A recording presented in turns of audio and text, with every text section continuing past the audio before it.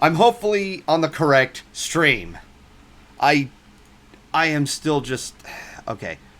Stream manager. I gotta meet.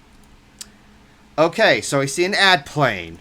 Was wondering why there was like nobody coming in. Big oops. Big oops.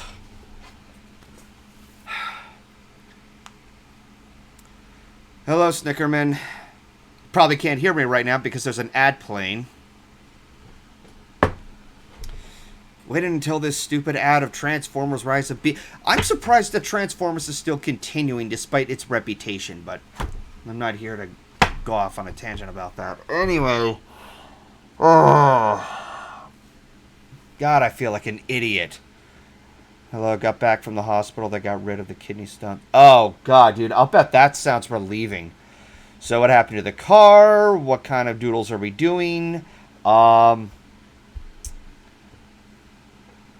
Okay, so I was already networking this to so many different servers in the hopes that I would get some help, but it seems like it failed in the long run. But it seems like you guys can hear me. I'm going to go ahead and unmute the desktop audio. And, hello, Equestria Guy. So I'm going to go ahead and unmute the call and, trying to think of the words on the spot while I'm live. Isn't that a fun thing to do? Just no pressure at all. No pressure whatsoever.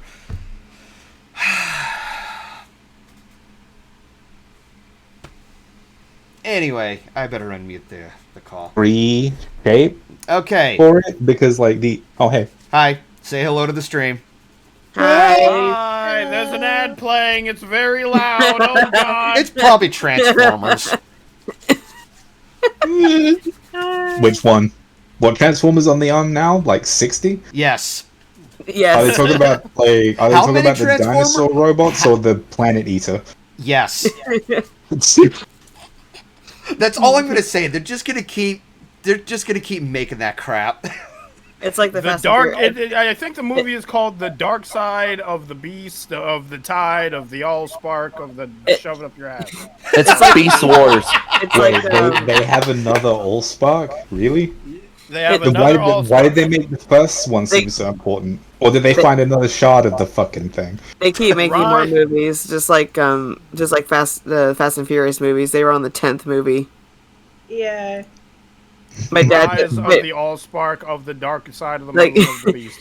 like my dad just saw the new Fast and Furious movie. He's like, "Oh, it was good." I'm like, "Good. I'm not gonna go see it." Return of the Dark of the Moon Fallen. The Dark of the Fallen of the Moon of the Fallen Allspark Beast Wars. You remember that Okay. you remember that one movie where there were man-made Transformers and they sucked both visually and like just You mean in the Michael motion Bay effect? movies or in like the cartoon? In the Michael Bay ones, like when humans started basically like killing Autobots and making their own Transformer robots, and then like they tried to make an Optimus Prime, but they were using Megatron's head to do it, so it kept looking like Megatron, and none of them thought for even a second that maybe Megatron is trying to reincarnate as, and I can't believe I'm saying this, Galvatron. You guys remember in the animated Transformers when Galvatron was made by Unicron, the Planet Eater? And in I the never Michael watched Bay the movie. animated one, but go ahead. Okay. Yeah. Well, that was a thing. In the animated Transformers, Unicron found Megatron after he was left to die by Starscream. He then turned Megatron into Galvatron, and Galvatron came back, beat the shit out of Starscream, and took over his old gang, and led Unicron to Earth so he could eat it, because Unicron is a giant planet eater that can transform into a planet. It's weird. And so in the Michael Bay movies, what they did instead is they did what the Michael Bay's movies typically do. They stand on the table, squat down, and take a massive dump over everything, because Galvatron is now a human-made Megatron facsimile that looks tacky. He looks tacky, the truck he transforms into is tacky, and he's just ew. Like, Alright. ew.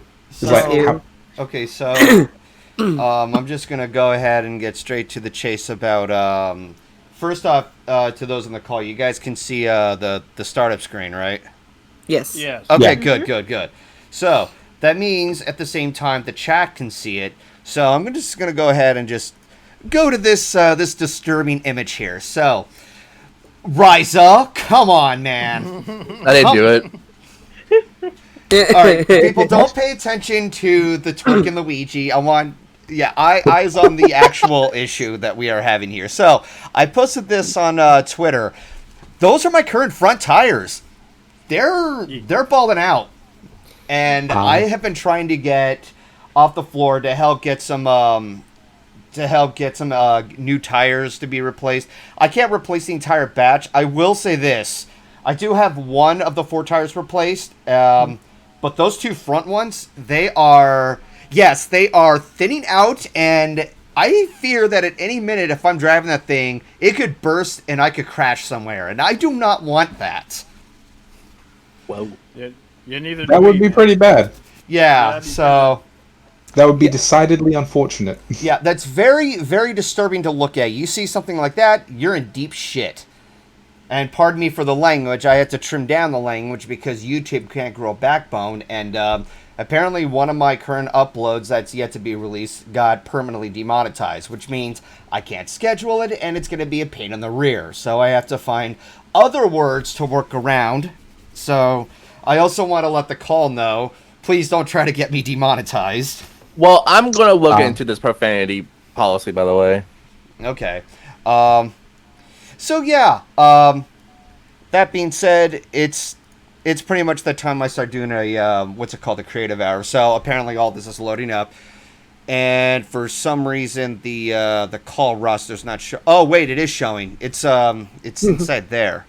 So Yeah. I'm guessing the chat is supposed to show up on the left side here. I'm not sure yet. Yes. Yeah. So It's not showing up because the chat's been oh, popping. there off we go. recently. So how much per Okay, sketch? then. Okay, so I do have this on the upper right. So $5 a low end sketch, like something like, I don't know, what, stick figure or something. Okay, not necessarily that. I think it could put in a little bit more effort than that. I want to make sure you guys, get your money's worth. And already, As much I can help as I can. thank you very much, Shouka. Very appreciative. You're welcome. So, since that's a start, I'm going to go ahead and just aim the webcam down here.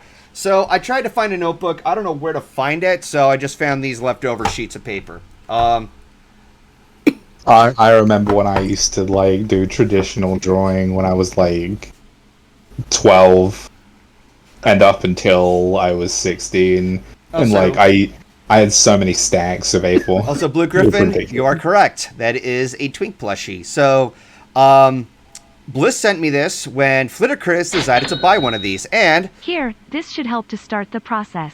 Anyway, as for my request, how about a spider golden? Spider Golden. All right, cool. So, I'm going to need to find a reference to get the pose right.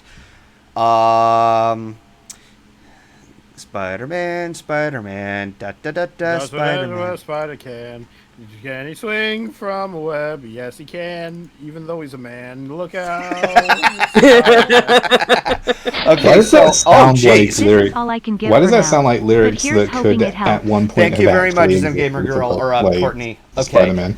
So, and I know it isn't my place to ask, but mine seeking entire requested vehicle, make, model, I want to check something. So Snickerman is looking into something when I have a minute. So, I lost my train of thought. I gotta look for a reference. So, I gotta look for a reference where it looks like he's swinging? Yeah, get one of those cool Spider-Man poses that he's doing a pose in the air. Doing a pose in the air. Okay, let me see if I could find a, not that. I can't see without... Oh, I got another A donation. picture of my OC pony wearing a birthday hat eating a birthday cake slice. Oh, that is cute. That is very cute, Dice. I'll look into that. So, Spider-Man. All right. Okay, so there's a lot of there's a lot of swinging poses, and there's dramatic ones. Crap. How is that gonna fit with? Shoot. By the way, I just turned 19 29 minutes ago. Happy birthday, Equestria Guy! Congrats. Equestria Guy is 19. He a little thing. Oh no, 29. Okay, Why would you 29? say it like that? Why would you ever say it like that? He's a young buck. Is what I'm Okay. calling him. Wolfhead, I think he meant to say 29. Wait, he meant to say 29? Yeah. Are you sure our birthday? Oh, I'm sorry. Oh, nice. So Blue Griffin's dad is also he shares the same birthday. Okay, so I don't know why, but I thought you were about to say that their dad was also 19 today, and I was about to be like, No, wait, no. what? The math is like, the math does not work there. Something's wrong, I can feel it. okay. Shoot. I It's gotta good to really be think back. this through. Okay, so I gotta write this down. Where's the Here we are. Golden with his coffee.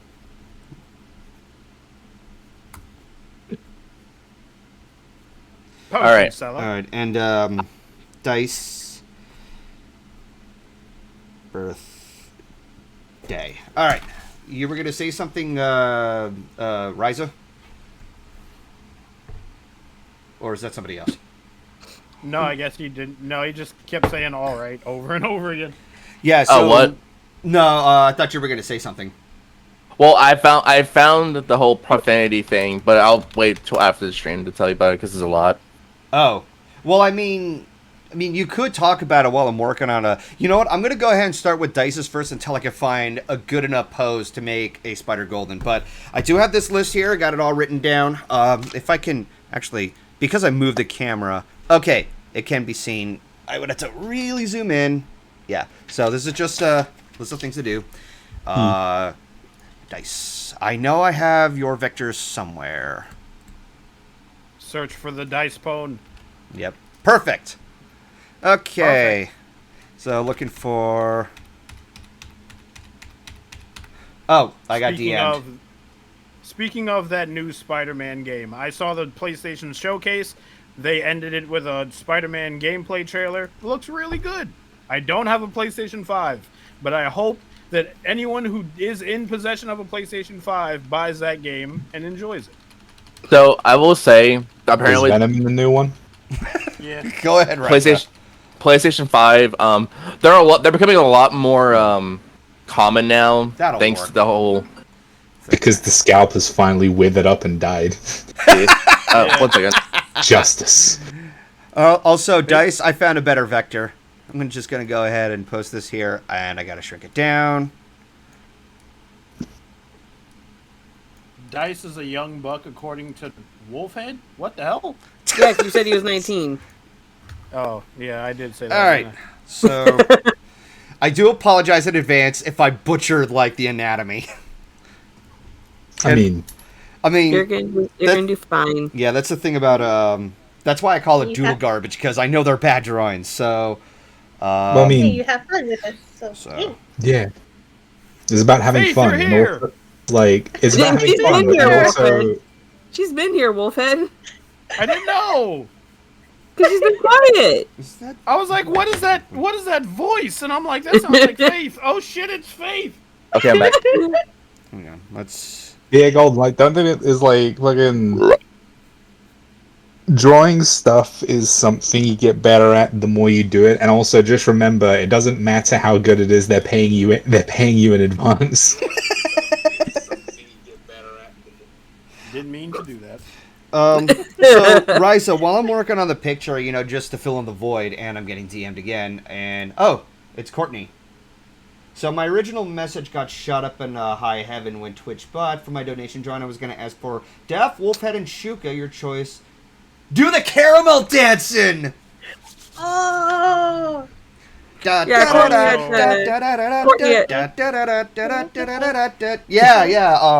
Yeah, Courtney messaged me telling me that too. I'm like, no, why? Okay, Yes. I'm gonna vote on behalf of my boyfriend. Make Shouka do it because it is more appealing to see Shouka do it. Why? than to see all three of us do it at once. Because she wants to get a rise out of you. That's why. So, on a different topic, I don't know if Dev can hear me or not, but there was actually a fun idea that I kind of proposed to him at one point. It's not set in stone yet, but I just thought it'd be a cool idea whenever we would get a hold of an artist of some kind. I'm mostly thinking Myth Pony because she's kind of into the art style that the album is based on, but basically, I was proposing that me, Dev, and others who are fans of My Chemical Romance would cosplay as part of the Black Parade. I love that idea. So I volunteered that Deaf Horse would be Gerard Way, the frontman. I volunteered as the lead guitarist. And I was considering you, Wolfhead, as Mike Ua. I think he's the rhythm guitarist. He's brothers with Gerard Way. And since you both are dating, there's like some kind of interconnection. I have the perfect. I have to watch the music video now because there's a perfect reference picture in that music video. So the only ones left over are I think the bassist and the drummer, and I don't know who is which. I'm guessing maybe Ryza, if he's down for either of those two. Anybody else who's a fan of MCR or at least the album, because like I do enjoy a lot of MCR's music, but I just mostly remember the Black Parade because that is like their magnum opus. Yeah, that's. Go ahead. I gotta sit through the whole music video now. Not that that's bad, but like that song is fucking fire. This song is really good. It still holds up to this day, but I have to scout. It's kind of like when you're editing a long VOD and you have to sit there and watch it to see if there's anything you have to cut or anything you're looking for specifically. It's the same thing I have to do with the music video now because I'm looking for a very specific shot from the music video. All right, so these are the hind legs. I think I made the legs a little too thick there. Also, it looks like he's like tilting it forward. I'm gonna have to flatten it down a little bit. The cool thing about traditional drawing is that you can kind of tilt in ways like you can on like Photoshop or any kind of sketch program, but you have to like do so many things, and even then, it's like it's just it still feels weird to work with. So come on, a little flatter. Oh, here we go. Somebody's typing in the the lyrics. It's then drag someone so you can do so. I don't know. What the hell?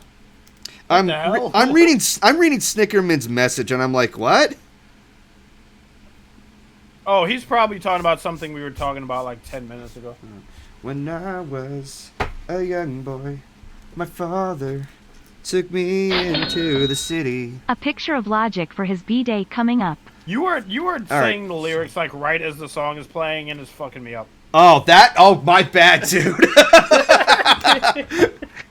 Trying to concentrate here, man. Trying to concentrate. So, Shouka got it labeled down, and Pignaturn. Oh, that's Piggy. Okay, thank you for following. Sorry for butchering the name.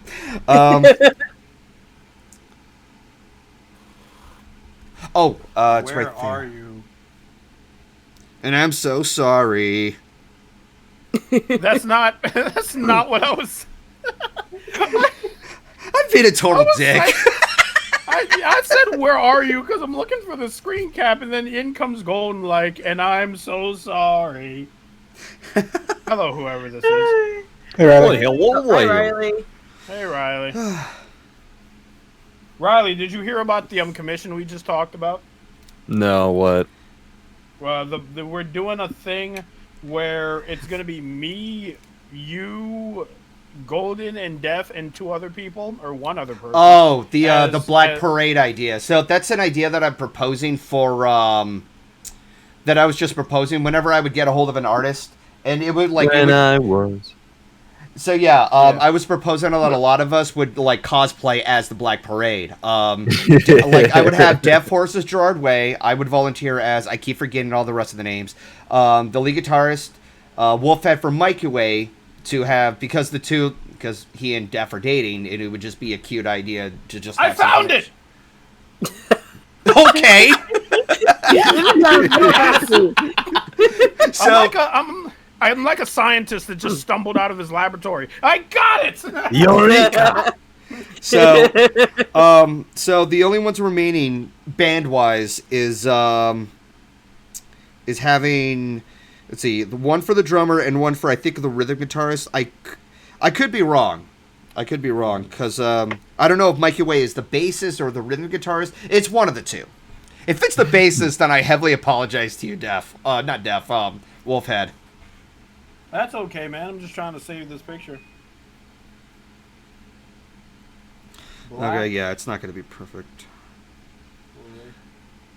Don't stress yourself out with how perfect it is. Just, you know. When I was you a were young fine. man, my father.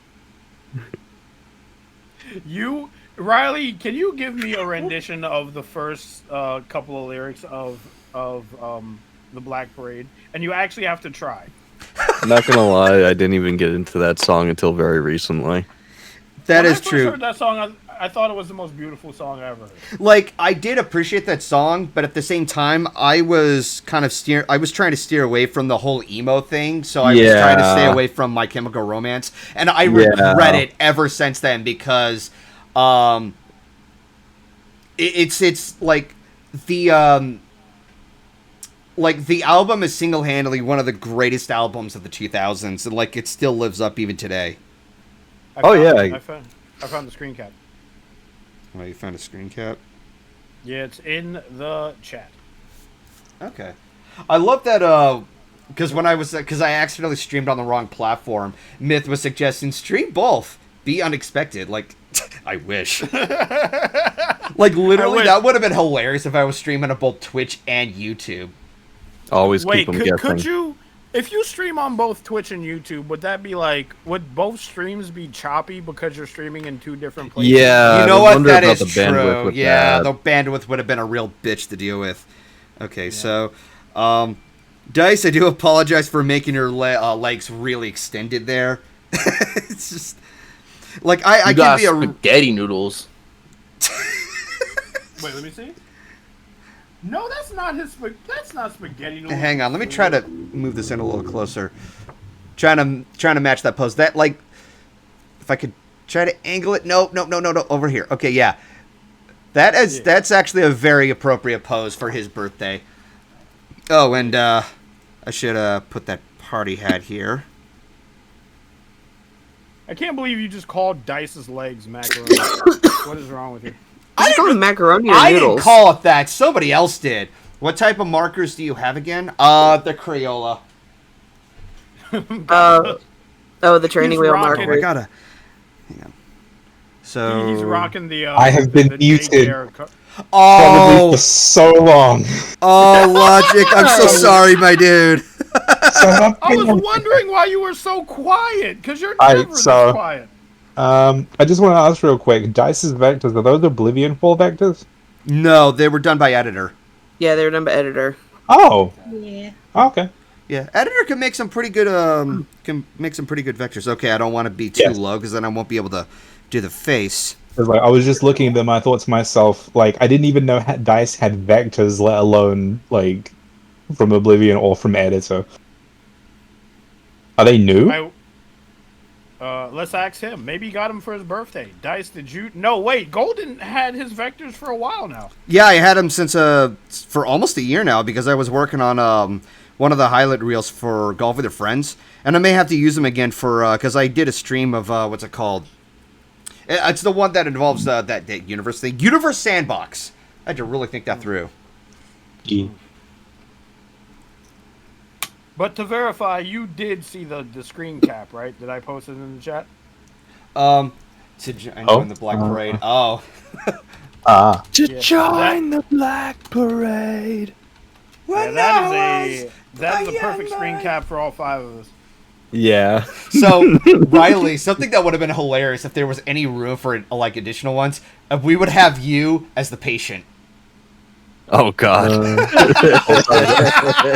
what I did when me and Def were talking about like the music video, we were like, Riley's the patient, right? And he was like, yeah, Riley's the patient. I was like, yeah, he's the patient. All right, I'm getting. If you want, Immediately, we were like, Riley is the patient. I'm patient 0. You know what's simultaneously funny, but also, like, god damn it? What? Like, you know my new profile picture? Yeah. Like, Aeon and Dusk are talking about how it looks like the marijuana symbol, and I'm just like, God damn it. Like, That's all I could, like. I could imagine. He's like, God damn it. Like I want to explain what it actually means, and also for anyone in the stream chat curious, if you look on the Discord overlay to the left of Golden's artwork, you can see it. It's the leaf tree looking thing. It There's literally looks like a stalk of asparagus. But yeah, go ahead. now I'm definitely gonna change it. Is that where this was leading to? You kind of wanting to change it? Well, no, I was actually going to talk about what it actually means, but now I'm just like, oh, people are going to fucking talk about marijuana and asparagus and shit. I'm just like, fine. No, go ahead. It's good. I'm sorry. I'm not gonna lie, I didn't really see it like Hey, that. I love the picture. It's really cool. I know. It's the... Okay, so the idea behind it, and this relates to stuff I want to write about, is it's the symbol is basically a tree or a flower of life and Growth, the essence of living things. Yeah. I think I literally called it the life seed when I made the image. That. No, let's do. And the whole thing about it is it's the symbol of the unifying life force of all living things. Things like Ki from Dragon Ball, or mana from a lot of magic-centric stuff. And all of these other things, it can all be in some way, shape, or form traced back to essence, which is simply life and growth of sentient things with souls. Yes. Soul. Like that movie, Soul. Soul. Yeah. It's Soul was good. I'm just remembering the decline of video gaming here and that. Oh my god, I'm on fire. Oh my god, I'm fine. Oh my god, when I came up with the life seed symbol, it was because part of one of the things I'm writing is I wanted to make symbols for different fundamental forces of the universes. Yeah, different of elements. the universe. Yeah, so it's you guys know how the Infinity Stones are? There's one for each. Yeah. What do they call it? Singularity of reality? Yeah. Yeah. Whatever it's Even though called. one stone is literally called the Reality Stone. Yeah, go ahead. Weirdly enough, I equate the Reality Stone itself more to matter, since Thanos only ever seems to transmute what people are made of with it, turning people into ribbons or blocks. Yeah. Or it's changing the shape of things and what you can see, not really twisting reality. Or maybe I'm just reading into it wrong. It's more of an illusion, so... Yeah. You think it's more of an illusion? Oh, yeah, that's right. It is more of kind of an illusion. Because, after he leaves, after he does the stuff with the illusion stuff, everything goes back to normal. He doesn't just permanently change everything. Okay, yeah, you're right. I mean, I always assumed that, each stone needs to be in use for its effects to last. Yeah. So it's because, I don't know, I like thinking up, even though it's probably not true, limitations that the stones have. If you do something with one of the stones, it's not enough to, you have to be consciously and constantly focused on that thing, or it just reverts. But, if you use all of them at once, what they do is permanent, which is why he needed them all, and why he didn't just, I don't know, use the Reality Stone to, make half of all sentient life.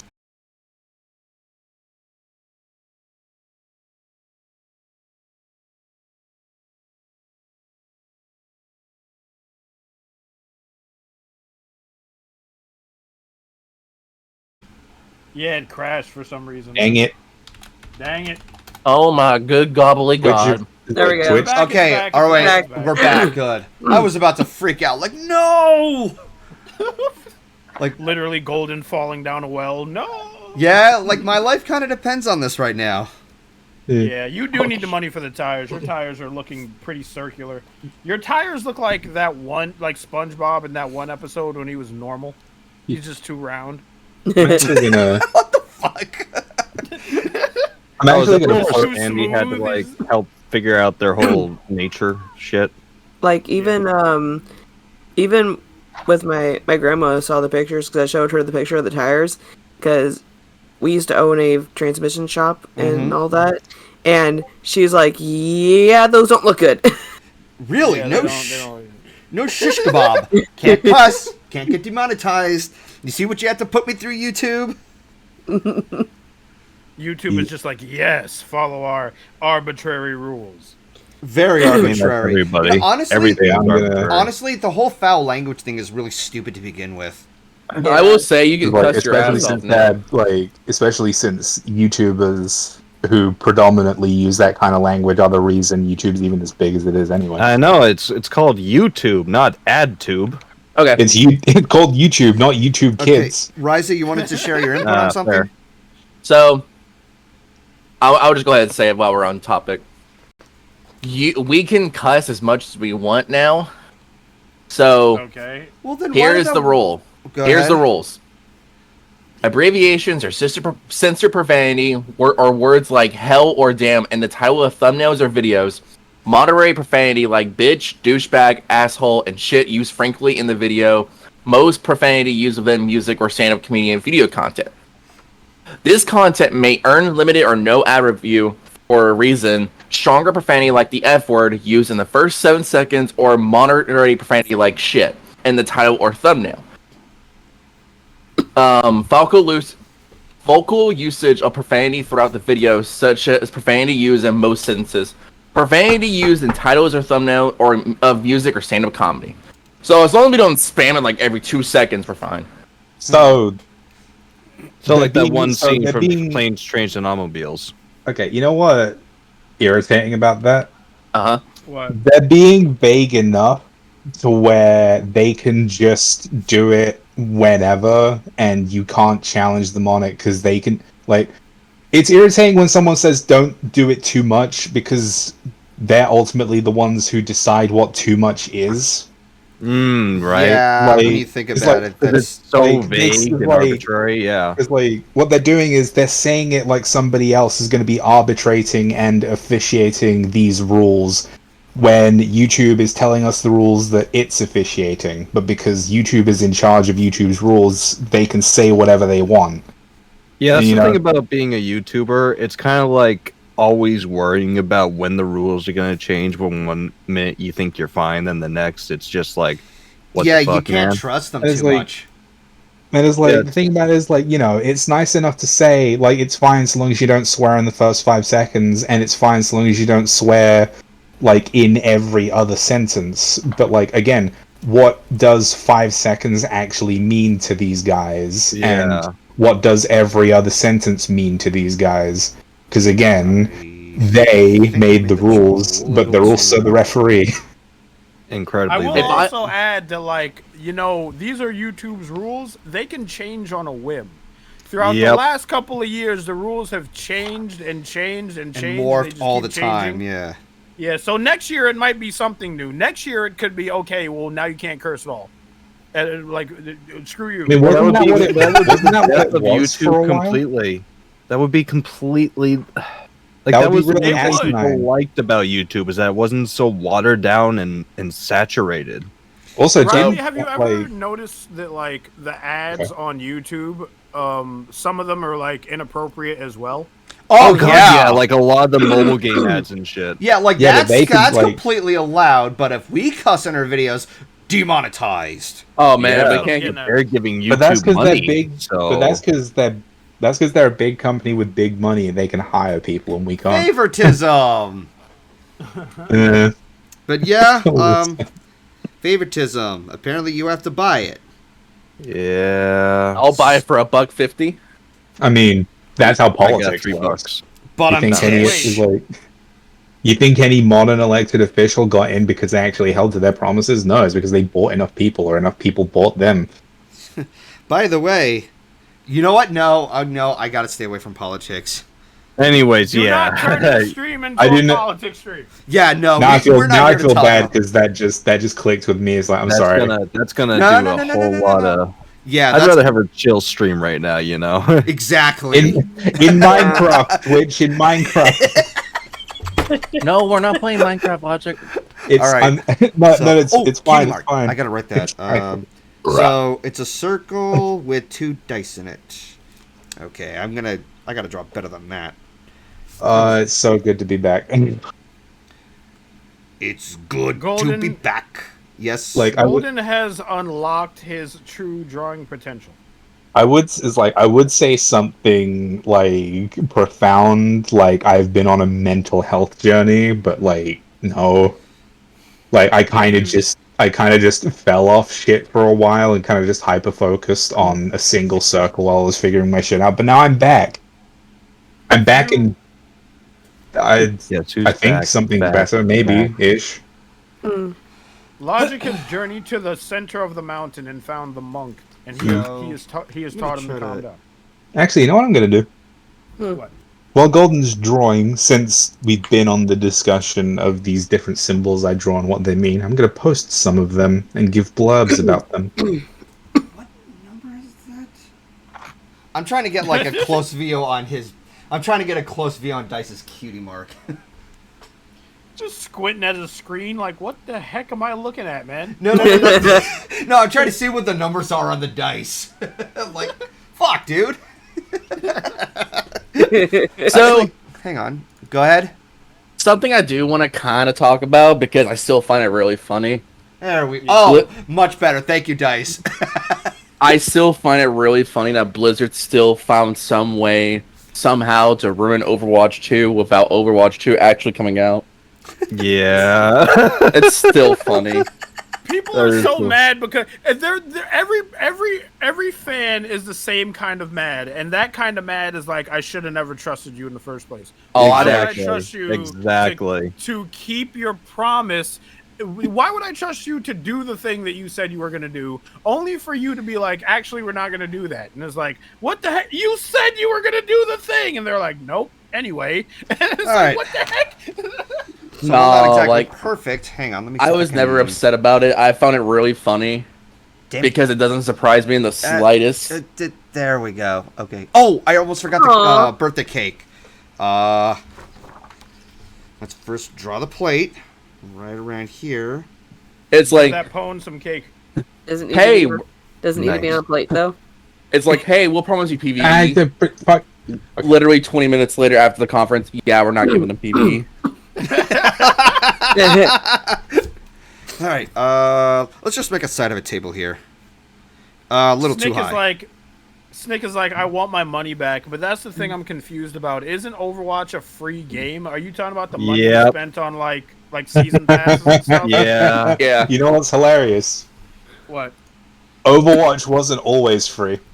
But now that Nope. it's free, no one's allowed to complain about its problems because it's the free-to-play Oh, guys. screw Like, off. all of those people who spent money to buy the game in the first place no longer exist. Do you think they got their money? It's like, do people genuinely believe the people who bought Overwatch before it went free-to-play got their fucking money back? No! Damn it. They didn't! Something I did find interesting. So there is this Overwatch person I used to watch a lot when I was still into it called Stellos. And Yeah. he was able to get access to an interview of an incognito, well not incognito, but a basically a person that used to work for Blizzard on the Overwatch team. But obviously he had to be incognito about it. Okay. But, So to sum up Overwatch in a pretty bow, before Overwatch existed, there was another game called Project Titan. Yeah. Yep. Project Titan was essentially an MMO/RPG game. Yeah. Well, that Yep. game got canceled, and so that team went over to Overwatch. Yeah, they used the leftover characters and such. Like I believe Yeah. Soldier 76 had been like a Valve character that had been in the Okay. back burner for a while. That's So something that Not Valve, I mean Blizzard character, sorry. something that interests me. They said basically how they balance characters in that game. They look at it the same way as you would an RPG. Now tell me how that makes sense. okay. Wait, Add for a like a couple layers. first-person shooter, you mean? Hit this So, man okay, his cake. They try to look at the game. It's a first-person shooter game, but they try to balance the game as if it's an RPG. Oh, so like Yeah. every attack does like this amount of damage and this. I mean, like, you can make that work. I have seen But it's it always done. It's always like done poorly. Like there's never. I for the longest. I played Overwatch since day one of the. Actually, I played it during the beta. I played it Never- literally like a month before it came out at PAX East when fucking Bastion still had the deployable shield when he went into turret mode. Every And I don't time even know how that got into Actually, no, beta. no. Whose idea was to give the turret a fucking shield? I mean, freaking Every- shield. Sorry. Every It's time RPG. I hear that Bastion had a shield once, in the back of my mind, I'm just like, you're fucking lying to me. They No, wouldn't. they did. They gave the turret that does ultimate damage the ability to protect itself from ultimate damage. You heard it here first, folks. But Wait, like, the problem, and also it was just like when Jeff Kaplan and like the original team announced PVE. Jeff Kaplan's side was, hey, I want to deliver what we promised to the fans. Then Blizzard's like, yeah, but we want to make money.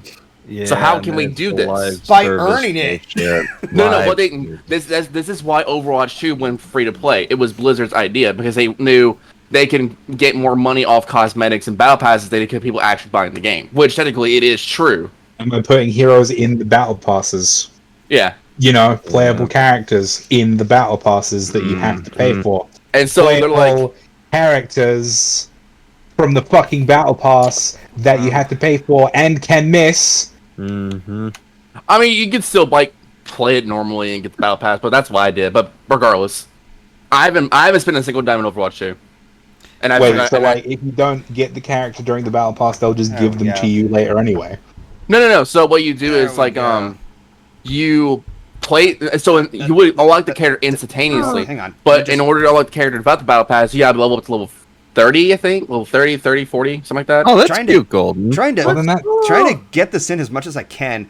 Like it's Oh, it's like yeah. it's kind of mirrored. So if I move left, it goes right. You know, so I have to I gotta straighten that out better. But it's just like, hey, Jeff Kaplan's view of Overwatch 2 PvE was like this whole big story mode with hero tree skills, being able to combine those skills with your friends and teammates throughout the games. But now Blizzard's like, oh wait, so what we're going to do is we're going to give you one mission maybe every other season, Yes, and you remove it. have to There. buy the mission with the battle pass. All right. That's so scummy. Very Yeah. scummy. Okay. Okay, so it's not gonna. Oh my God, that's way too big. Hang on, let me shrink that down. Yeah, no, I make my vectors All I could super see big. was the '90s hair. A lot of people keep like talking about the whole '90s hair. It's just like I just based that off of Link's hairstyle from Ocarina of Time. Yeah, because his hair would have a different style, but that one caught my interest and I wanted to replicate that. Yeah, so I'm definitely gonna have to use the hair. It's gonna look a little weird, so. I probably should have asked about this before I started posting stuff. Hey, Golden, is it cool for me to post things in the other streams chat because the symbol stuff was a conversation we were having? Yeah, that's fine. Like if Okay. if it's just in text, that's fine. Because otherwise, you know what? I'm not gonna go in too much detail there. So, Hey, trying to. What were we talking about before that? See, We're speaking talking of about like languages- We're talking about like yeah, how- you guys were going all ballistic on Overwatch. Also, I have seen Link Goes Berserk on Dorkly. That was hilarious. Oh, did you see the one they did for Sonic and Mario too? Oh yeah, no, the Mario one is always my favorite. Like Oh, right at the Sonic last, just like devouring the fucking Chaos Emeralds. no, I still love at the end where speaking Bowser's- of Chaos Emeralds, Bowser's telling Peach, "We need to get out of here. Start the fucking car. Go, go, go!" And then he comes Mario, going, just spamming a bunch of like axes and hammers. Yeah. But yeah, like at the end of the day, people shouldn't be shit on for playing Overwatch because they like the game. They like the game. There's nothing going to change about that. Well, I no, will I say get it. the characters are still entertaining to me. I like some concepts. Some are better than the others. May is still Bay. I will say every time I play against a Sombra, though, I literally want to slam my head into the ground and hope I don't breathe. Why do you not want to breathe? Because I hate playing against Sombra. You have no fucking idea. It is No, I one get it. I think out of any PvP game I've played in the last 20 years, Sombra is probably the most egregious character I have ever played against. Yeah, Sombra's whole thing is like Golden. If you don't know, Sombra is a character in Overwatch where her abilities are she throws a teleporter so she can go anywhere she wants, and she can also turn invisible, and she can also hack the other players so they can't use their skills. So if Sombra gets behind Reinhardt and he's doing like a shield thing, all you have to do is hack Reinhardt, and all he's able to do is like swing his hammer, which he can't really do anything with that. So he just becomes like a big bullet sponge. No. Wolfbot, they made it worse. How'd they make it worse? So in Overwatch 2, the rework now is when she hacks someone, they still can't use their abilities, but it says like for like half a second. But all hacked enemies, Summer does more damage to. What the heck? and her hack ability, it has a 2-second cooldown. Oh no! How much does her invisible? How much does her invisible ability have? How long is that? Speaking of, you can also hack when you're invisible.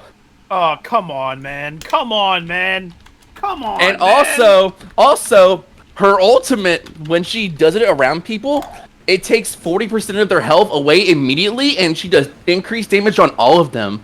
Isn't that kooky wacky? I mean, I get it, sound man. true. You are lying. That sounds made up. Nobody greenlit that. I don't believe you. But I get what you mean about enjoying it, Ryza. Like, I'm literally playing COD as we speak. I am still a COD junkie after not playing it for like a decade. Riley, this is an intervention.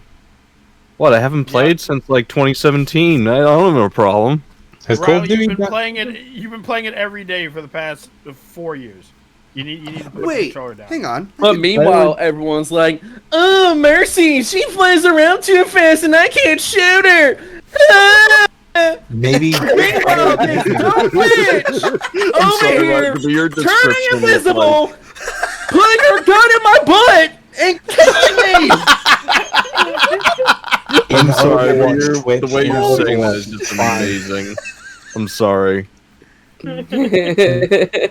Yeah. You guys have got me interested in this topic now. I was gonna do a thing where I kind of just like post about ideas in like the text chat, but like now you guys have reeled me in. You want to shit on Overwatch with us?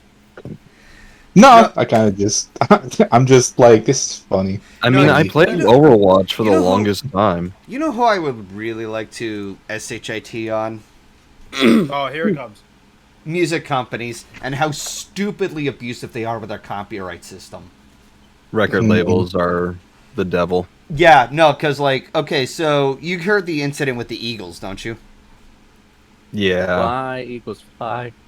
So those who don't know, first of which, there was a dude who did a bass cover of Hotel California, and frankly, yeah, they're in the right to make the claim because it's a cover, it's not fair use. However, here's the part where I lost it.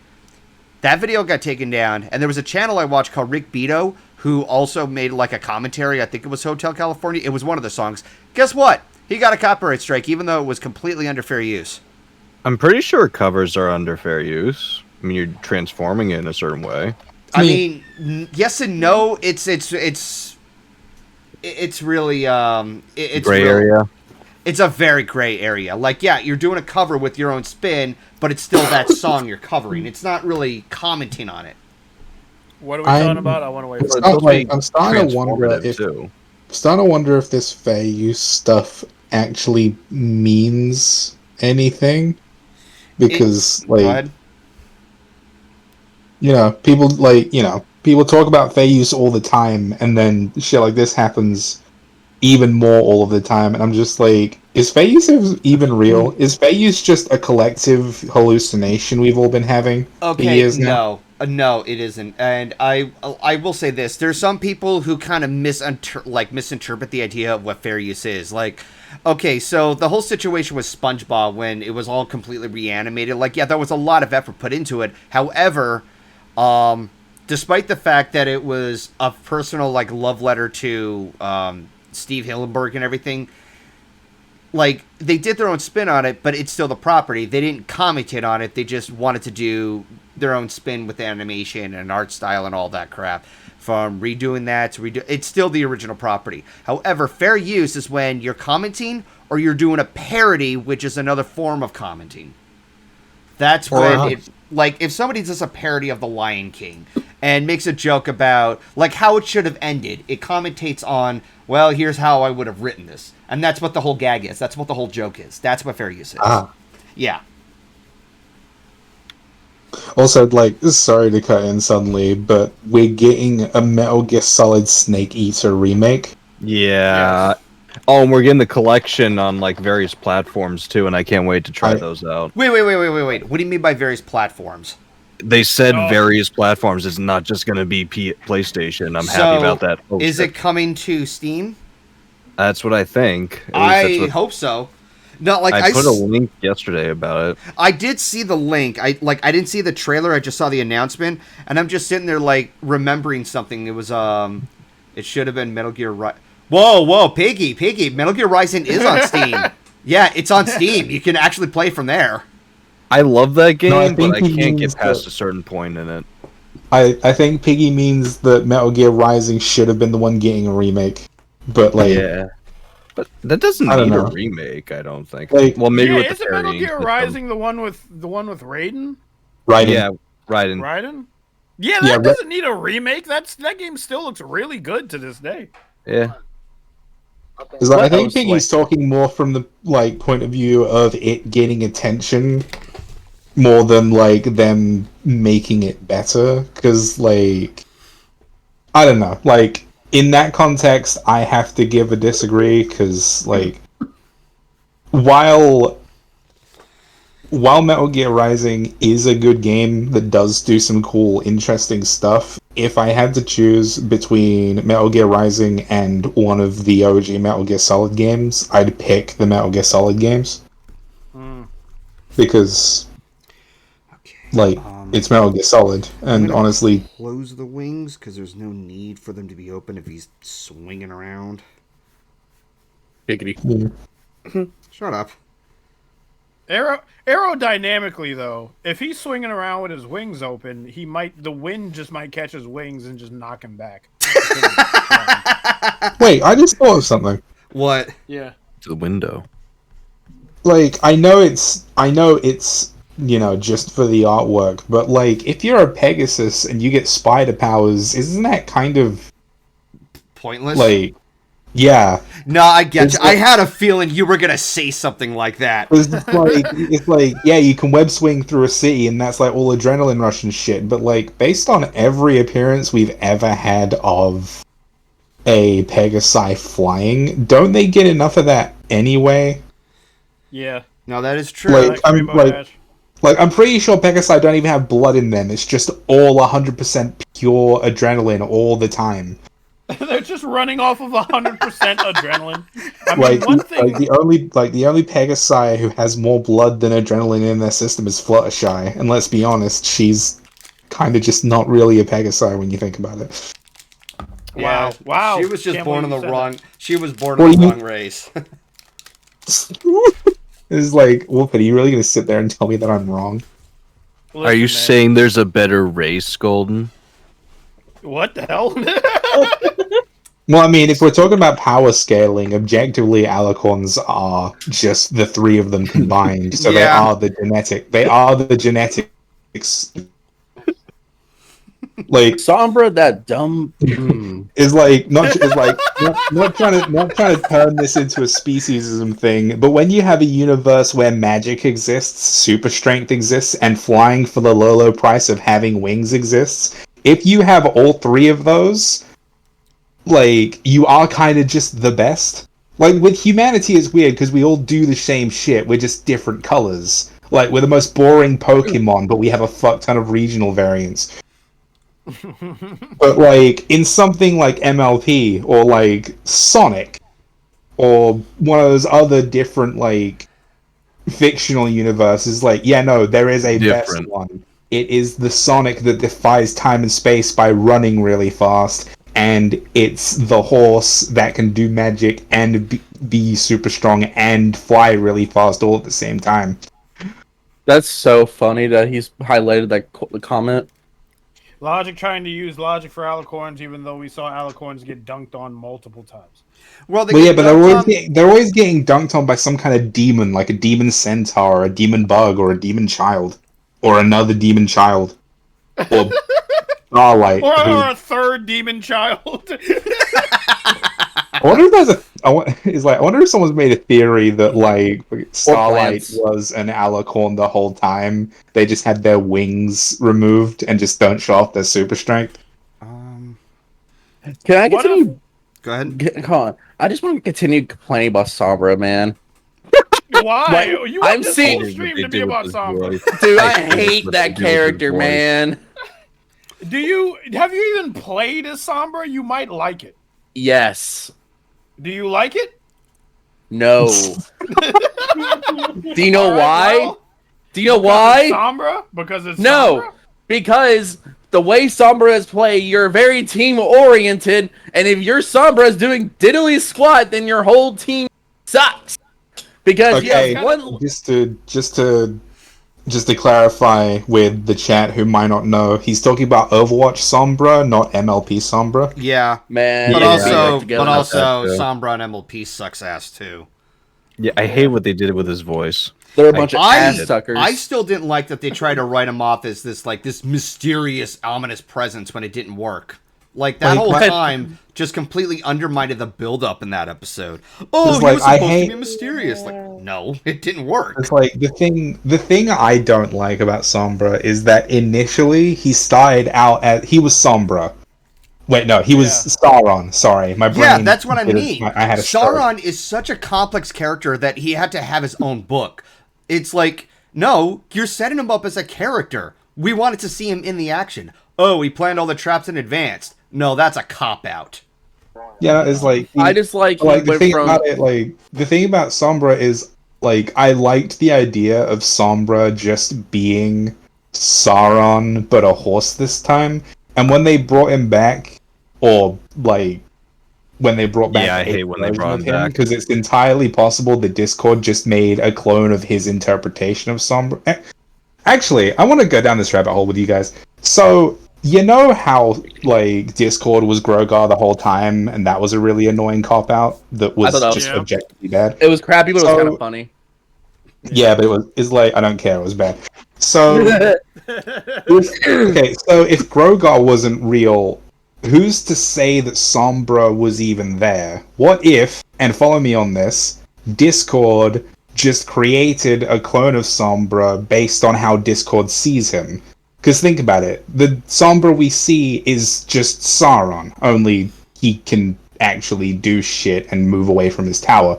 But when we get Sombra, when Grogar quote-unquote reses him, the Sombra we get is pompous, cocksure, really full of himself, and he has a stupid voice. All things that Discord would do if he wanted to make fun of Sombra. Like, I what would would- have to, in order for me to believe that, I would also have to believe that Discord made it throughout the whole show without telling anyone that, and I feel like he would let the secret slip.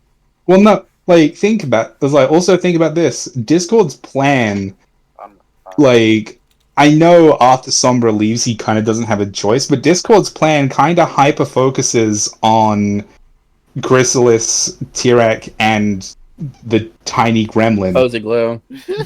Is like the three most notable villains, because remember, Sombra, while being a Sauron allegory, didn't actually accomplish much. Yeah.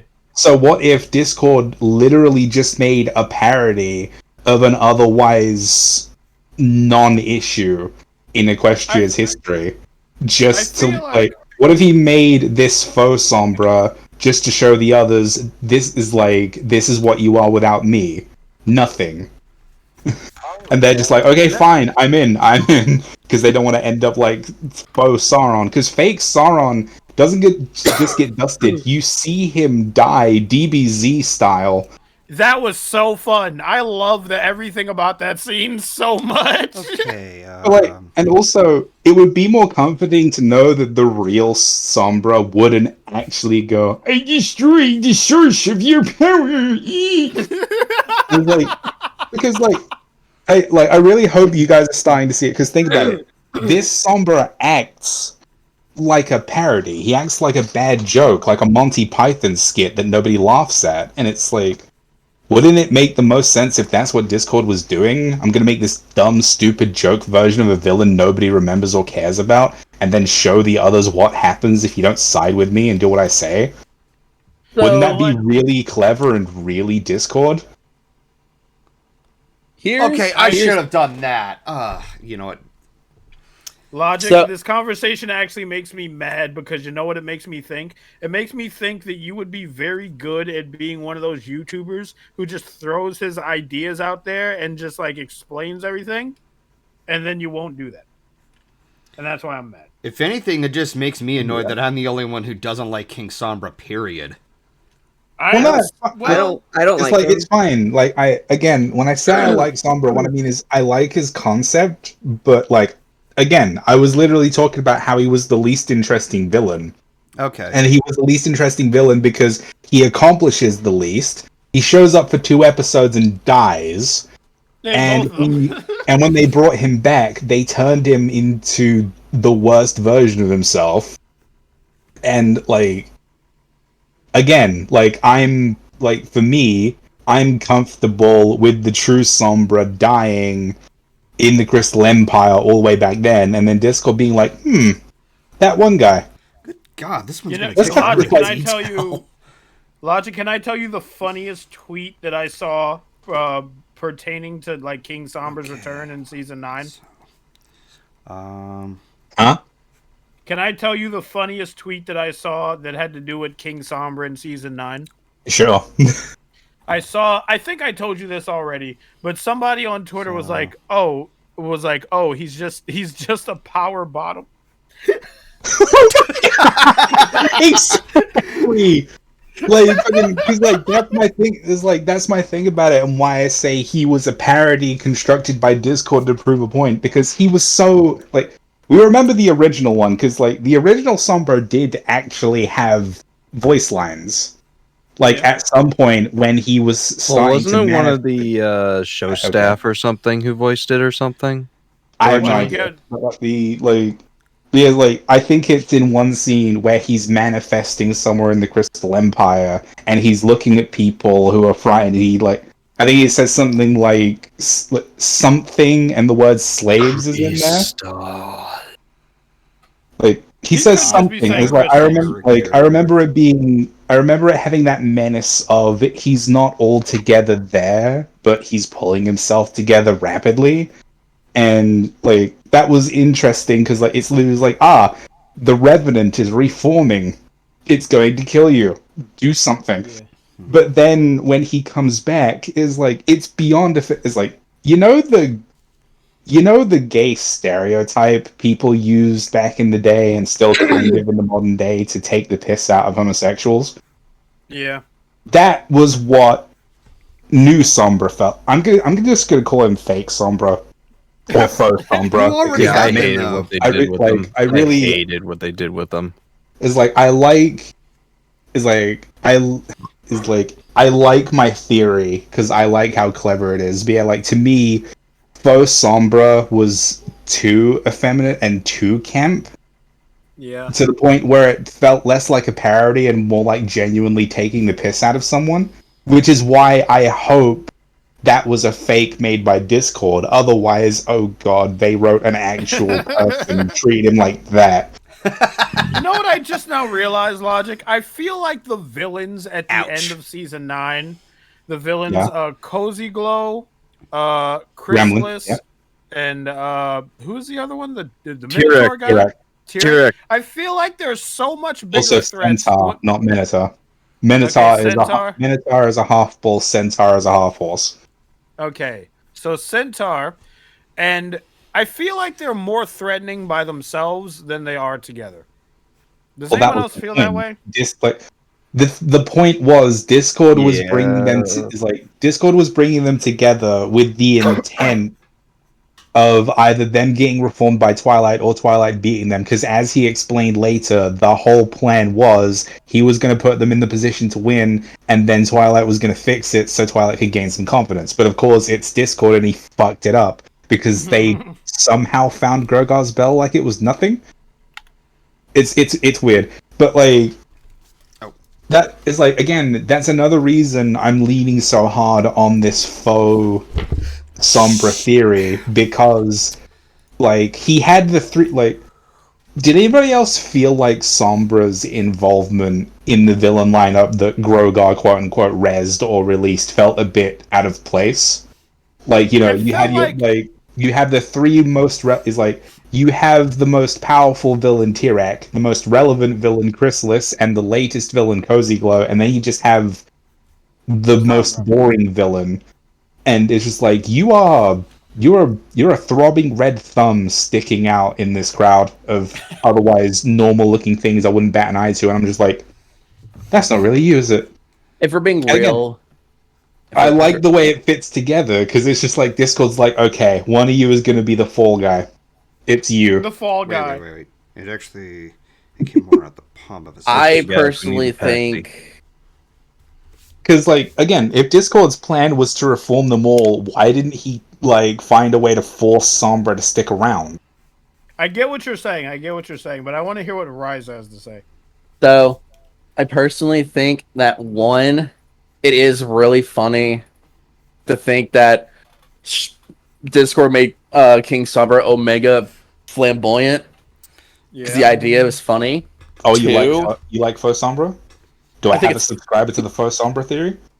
The full Sombra cult? It makes sense. It logically does make sense. Yeah, I got one!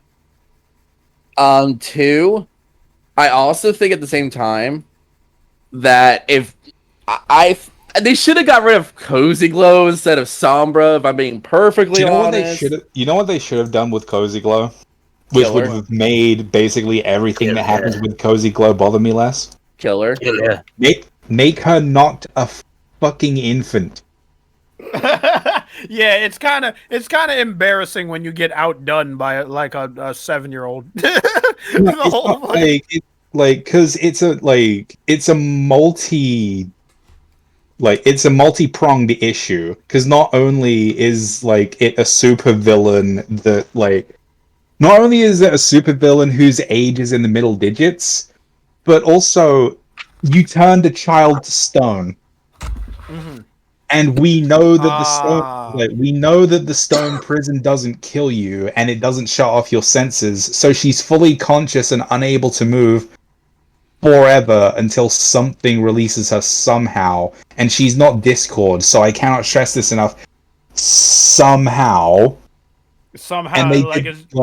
and they did that to a child whose only crime was wanting to steal magic and be powerful, when Starlight Glimmer, one of the goodiest of good girls by the end of the show, literally fucked time sideways over losing touch with a friend once. Shit.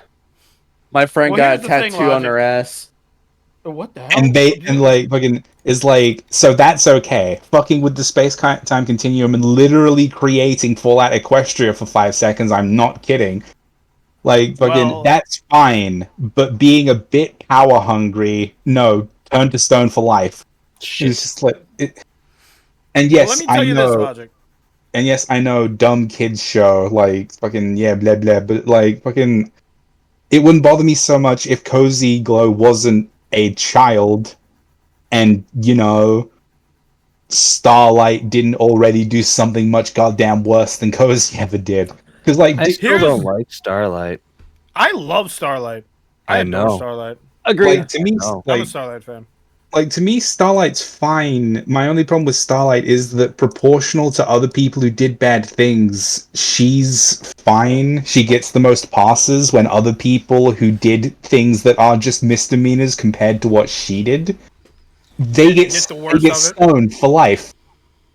No, Tartarus, no, turn to stone, no, fucking exiled from your own kingdom and forced to live alone, and then you go and stain, and then you animate a bunch of, wood and turn it into parodies of the people you hate the most. I have a theory about it, but I'll let Wolfhead say his opinion first. I just wanted to say I wasn't gonna give an opinion. I was just gonna be like, cut to me approaching the statue with a sledgehammer, and it's like, we'll do something about that Cozy Glow statue. Oh my god! But no, that's the thing. It's like fucking how the fuck does a literal time space Napoli Hitler, which Starlight was. She did those things. Like, those things happened because she did them. We have to acknowledge that because that happened. She did those things, and that's okay. But Cozy Glow wanted power a bit and got turned to stone for life. And she's a child.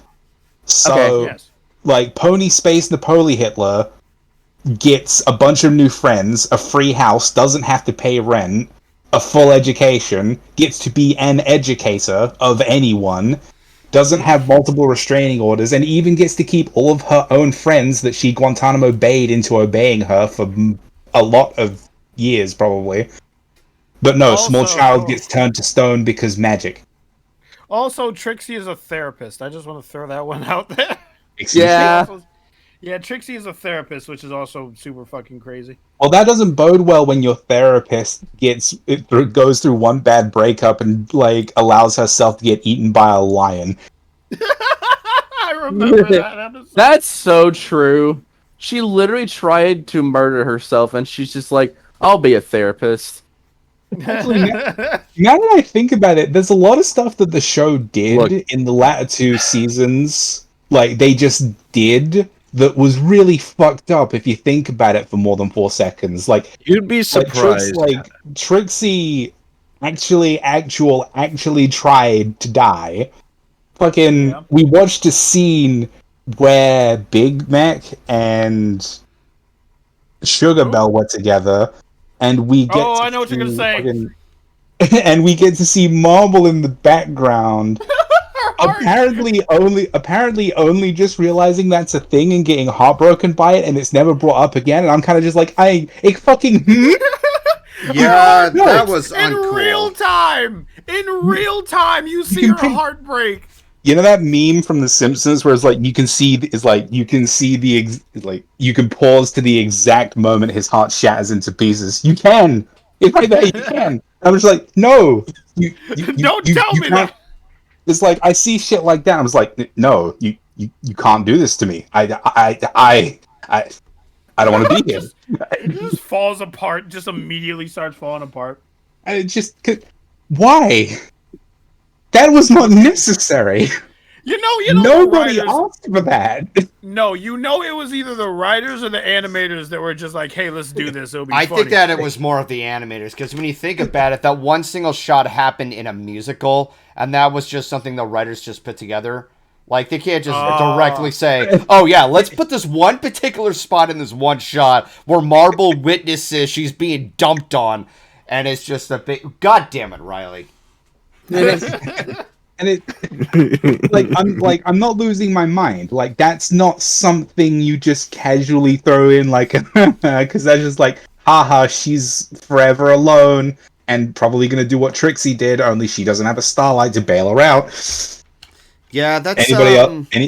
That's kind of not okay. There's a lot of mess up things that the staff kind of did there, but at the same time, there are some things that I remember I was criticizing the show about. You guys remember the whole controversy with Philly Vanilli and how Pinky was written? Yeah. I hate that episode because I want reasons to like Pinky and not hate her. So anyway, that wasn't when Amy was writing that episode. Everything that Pinky did was not her idea. Hasbro told her to do it. That's dumb. That's why. I mean, it makes sense. Like, it all makes sense when you say that. Yeah, blame Hasbro for that. And she didn't realize, she's just writing the script. All right, just do this and that. And she didn't realize that things got out of control. Like, oh, shit. Also, I just realized something chilling. What? So, after the time skip, and we get to see everyone? Yeah. Yeah. Is Marble there post-time skip? Okay, yes. okay. Not in the shot, not in the episode, but to be fair, we don't see. Does she appear? No, but we It's see like, we don't see Maud. We don't see Marble, and we 'Cause, don't like, see Pinky's parents either. Because like So- basically what I'm asking is, after we see Marble get her heart broken, does she appear in the show after that? Because if she doesn't, there is A bad implication. implications. Yeah. I don't think anything. Well, They're not above if we it. didn't see her after that, but Like, we know they're not above it because Oh they did it god, with the Trixie. implications. It's like, we know they're absolutely capable of tackling an issue like that. That is like, it would be easy. They just have to me not just go ahead. talk about it. There we go. That does mark look this. very cool. Yeah, let me just see, go ahead. Let me see. There. Oh, it looks so cool. Yeah. Spider horse. How much you willing to bet there's going to be like a spider horse somewhere? Probably. So I want Horse. to plunge a Horse. theory right quick. Okay. Yeah. What? So it's about Cozy Glow and why she Yeah. was turned to stone. So Yeah. I think in my mindset, whenever like Starlight versus Cozy, Twilight as I think she first saw Starlight as irredeemable, and then she saw what Starlight been through, which ultimately we all know it's not really sad, but like if you think about it in Starlight's point of view, it is sad. So she knew she had some sort of like quote unquote humanity in her, and she wants to make things right in some way. So that's why. Humane. So I Twilight remember what- did what she did for Starlight. But so we fast forward to Cozy Glow. We've seen her slowly like turn the other way. We've seen her like abuse the things she's learned at the school. We've seen her the teachers see it too. And they realize, okay, maybe she's just like what's the way I'm trying to describe it? She is still young, still very ignorant, blah blah blah. I just remembered Fast something. forward her getting alicorn, making her look like an alicorn with Chrysalis and T-Rex. And then they see all the actions she's did with them, and then Celestia Luna just kind of realized, oh yeah, she has like no redeeming qualities of her left now. Like she's like also lost everything. 6. Yeah, she's but also like 7 or 6. Like she's a child. I mean, But yeah. I guess It's what you're like, trying to it's say like, is I'm that sorry, everyone like, sees. you can. It's Yeah. like my whole thing about it is like, I understand what Rise is doing is like, you can paint over it with as many shades of but also and yeah but like, she's 6. Like, that's like, you don't throw a 6-year-old into Tartarus. You see, there's something in the world called young offenders. Young It's offenders. yeah, you know, a young offenders institute. It's for criminals who can't legally be sent to prison because, you know, they're 6. We call it juvenile hall here. Yeah, juvenile hall. That's where I got confused. I was like, is he talking about juvenile? Okay, hall? so yeah, young offenders here is juvenile hall there. But yeah, it's like, the whole thing about it is like, I know it's not something you'd bring up in a kids show. Like, don't talk about juvenile hall in a kids show because you don't want to teach kids about a place where bad kids go because hopefully they'll never need to go there. But like, Static shock. turning them to stone and leaving them there for the rest of their existence is also not something you should show a child. I think it boils down to, do you think Cozy's actions were worthy of going down to Tartarus or not? And that kind of let's set things in motion for her. I think something should have been Don't done you to mean re-educate. Tartarus? Oh, I hate when they used to call it that because like, Yeah, I get it either. I just thought they could. I just thought they were stupid. But anyways, it's like Logic, like Twilight called it Tartarus for like 1 season and they never did it again. Probably because the voice actor felt so fucking embarrassed having to say that out loud. Because that's Logic. so dumb. Logic, Okay. I want to propose to you a Cozy Glow end, okay? Is that a Pokemon? No, that's not what I'm proposing, then. What if Cozy Glow went to like a pony juvenile hall, right? And then like at the end of like the second to the last episode. And then the episode goes in a way that shows us that even though Cozy Glow is smart in the juvenile hall, she gets there are kids there that are bigger and stronger than her, and they kind of like put her in her place, so to speak. And so we fast forward to the current, to the future, to the Oh my epilogue. god, you did the notes for this, didn't you? You're like in on this. Robots they- and receipts. They fast forward to the epilogue and Cozy Go is out and she's normal. But the only reason she's normal is because she had to be re-educated in the first place. Would that be a better ending? Would that be more fitting? Well, I mean, it would be better than turning them to stone and turning a blind eye to the fact that you turned a child to stone and intend to leave them there forever. Well, okay. Well, I'm gonna go because I'm getting tired. I can't keep sitting here. Okay. Chat. Remember, this whole point of the stream is to help Golden out with his tires. So donate if you can. Yeah. Also, Yeah. Yes. Also, I want to say we were talking about MLP stuff. I'm gonna say this until I die. I love Chrysalis as a villain, but they made her silly at the ass end of the show. Goodbye. Yeah, I miss the vocal effects she used to have. Not gonna lie. Yeah, you know why they took that out? Why? Because they thought, oh, kids can't understand her. We were able to when did any child complain about it at all? It's like I was able to like back when I was watching with you guys, I was able to mental gymnastics my way into thinking like maybe that voice effect is only around when she's at full power, but then she gets to go beyond full power at the end and she still sounds the same, and it's just like oh, so it is just laziness.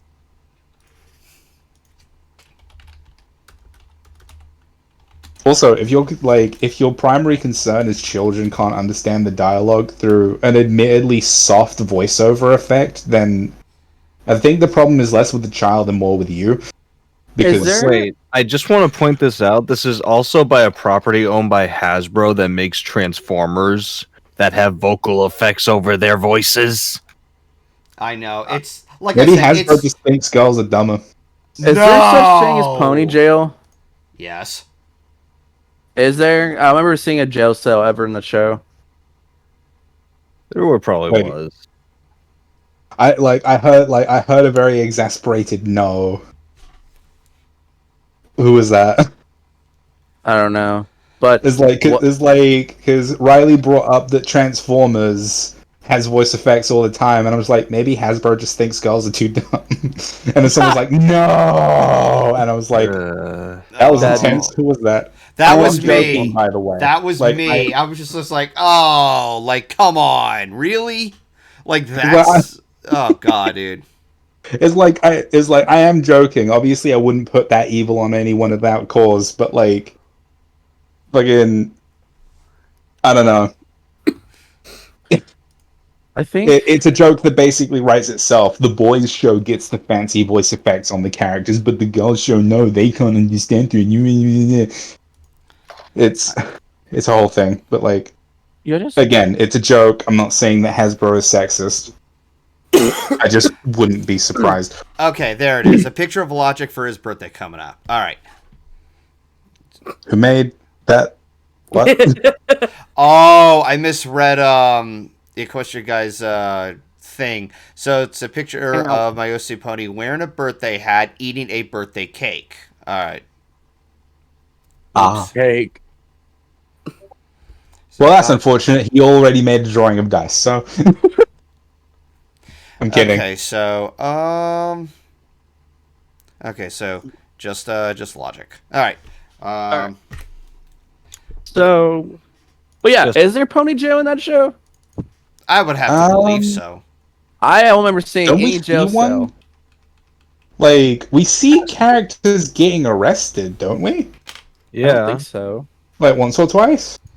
at It's like, least. you gotta put them somewhere. Like, it's I weird get- to think about the things Equestria does and doesn't have. 'Cause, The like, only time- the EEA, which just straight up didn't exist up until season 8, like, if they have what is effectively a hyper strict and stringent educational Okay, institution, that was shit. like, They have multiple. actually, now that I think about it, hold on. I guess like the only place that has a quote unquote jail is Canterlot. Like, I mean, we see dungeons. We've seen dungeons. Yeah. So Well, we we've can seen presume jails. that they're in use France. sometimes. But, like, now that I think about it, if places as like hyper strict as the EEA exist, there probably is a juvenile hall in Equestria. But Maybe.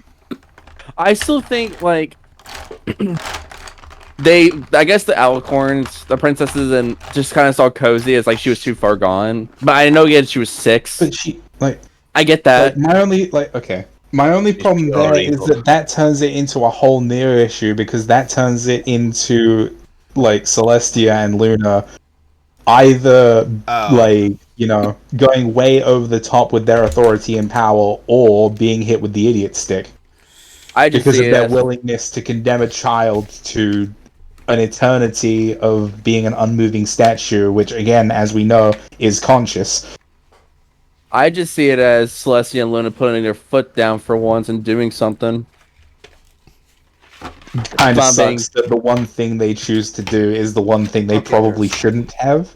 I don't know, man. Turn Chrysalis to stone, turn Tyrek to stone, but not that, like, I will stand by this. Don't turn a child to stone, because there's always something salvageable in a child doing bad things. I still think the problem with her was they knew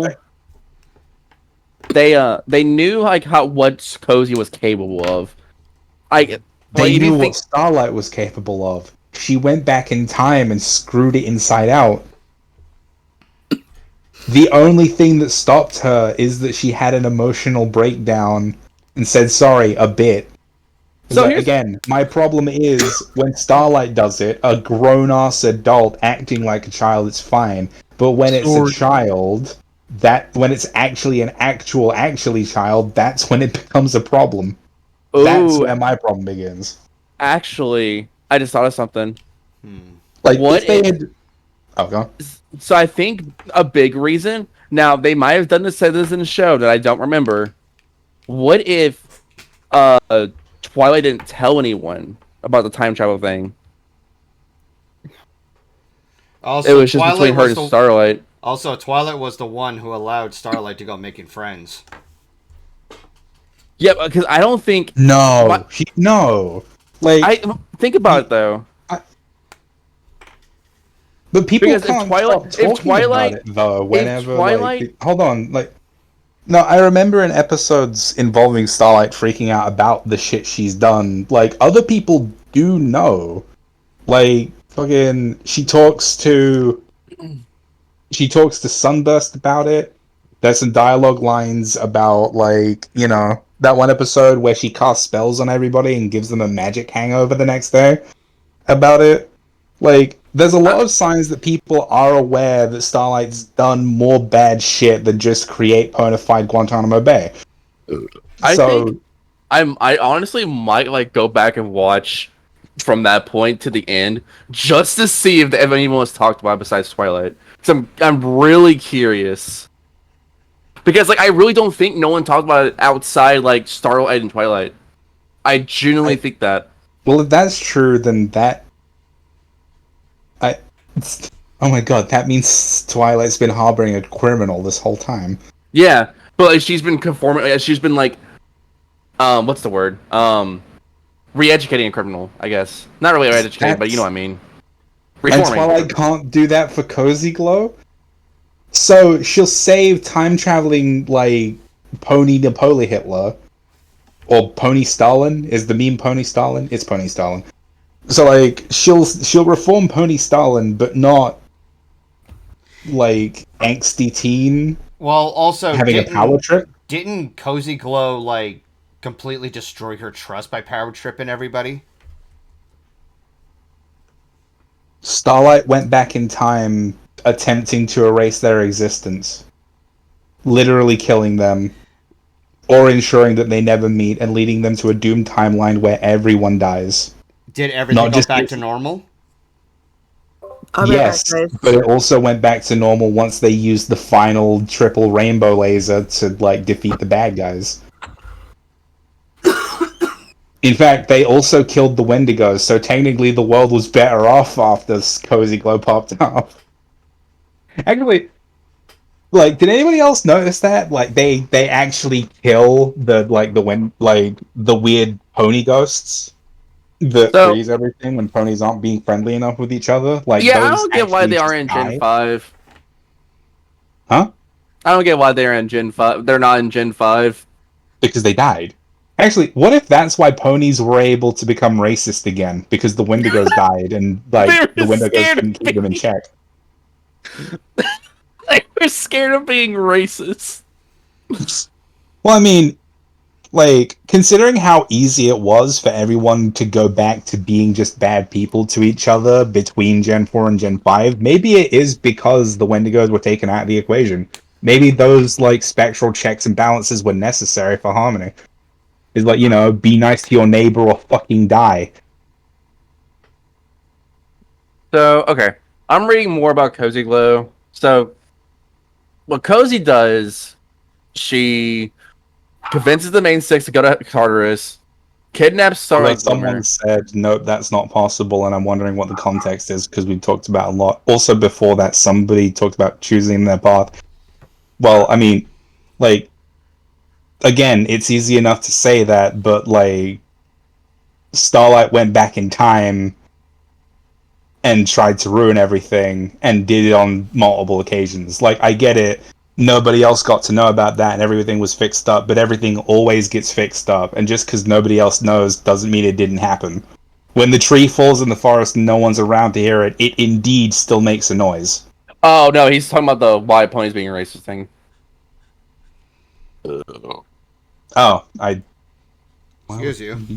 When we see, So, let's see. I don't know what you're talking about because Well, the cakes are in Gen 4. I'm talking about between Gen 4 and Gen 5, because in Gen 5, all of the pony races are, like, against each other again. Unless you're talking about, like, if ponies always hate each other, why would they... I mean, that's easily explained away by the fact that obviously not everyone's a racist.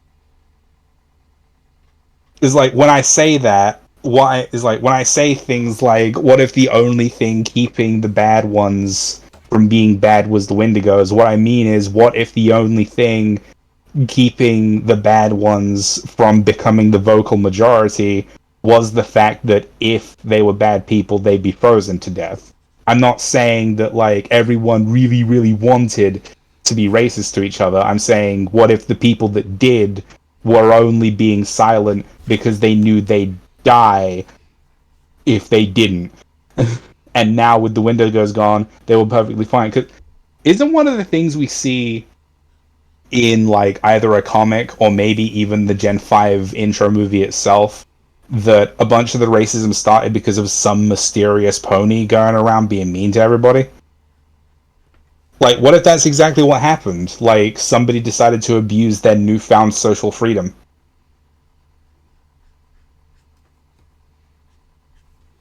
Like, because the Wendigos aren't there to stop them now. Yeah, So, yeah. I think I'm reading How did, more of how did we get how did we get to, like, the moral ambiguity of imprisoning a child for life and go from that to racism and, like, I ice think ghost forces? I'm just saying the fact that wait. In part 2, Cozy and her film.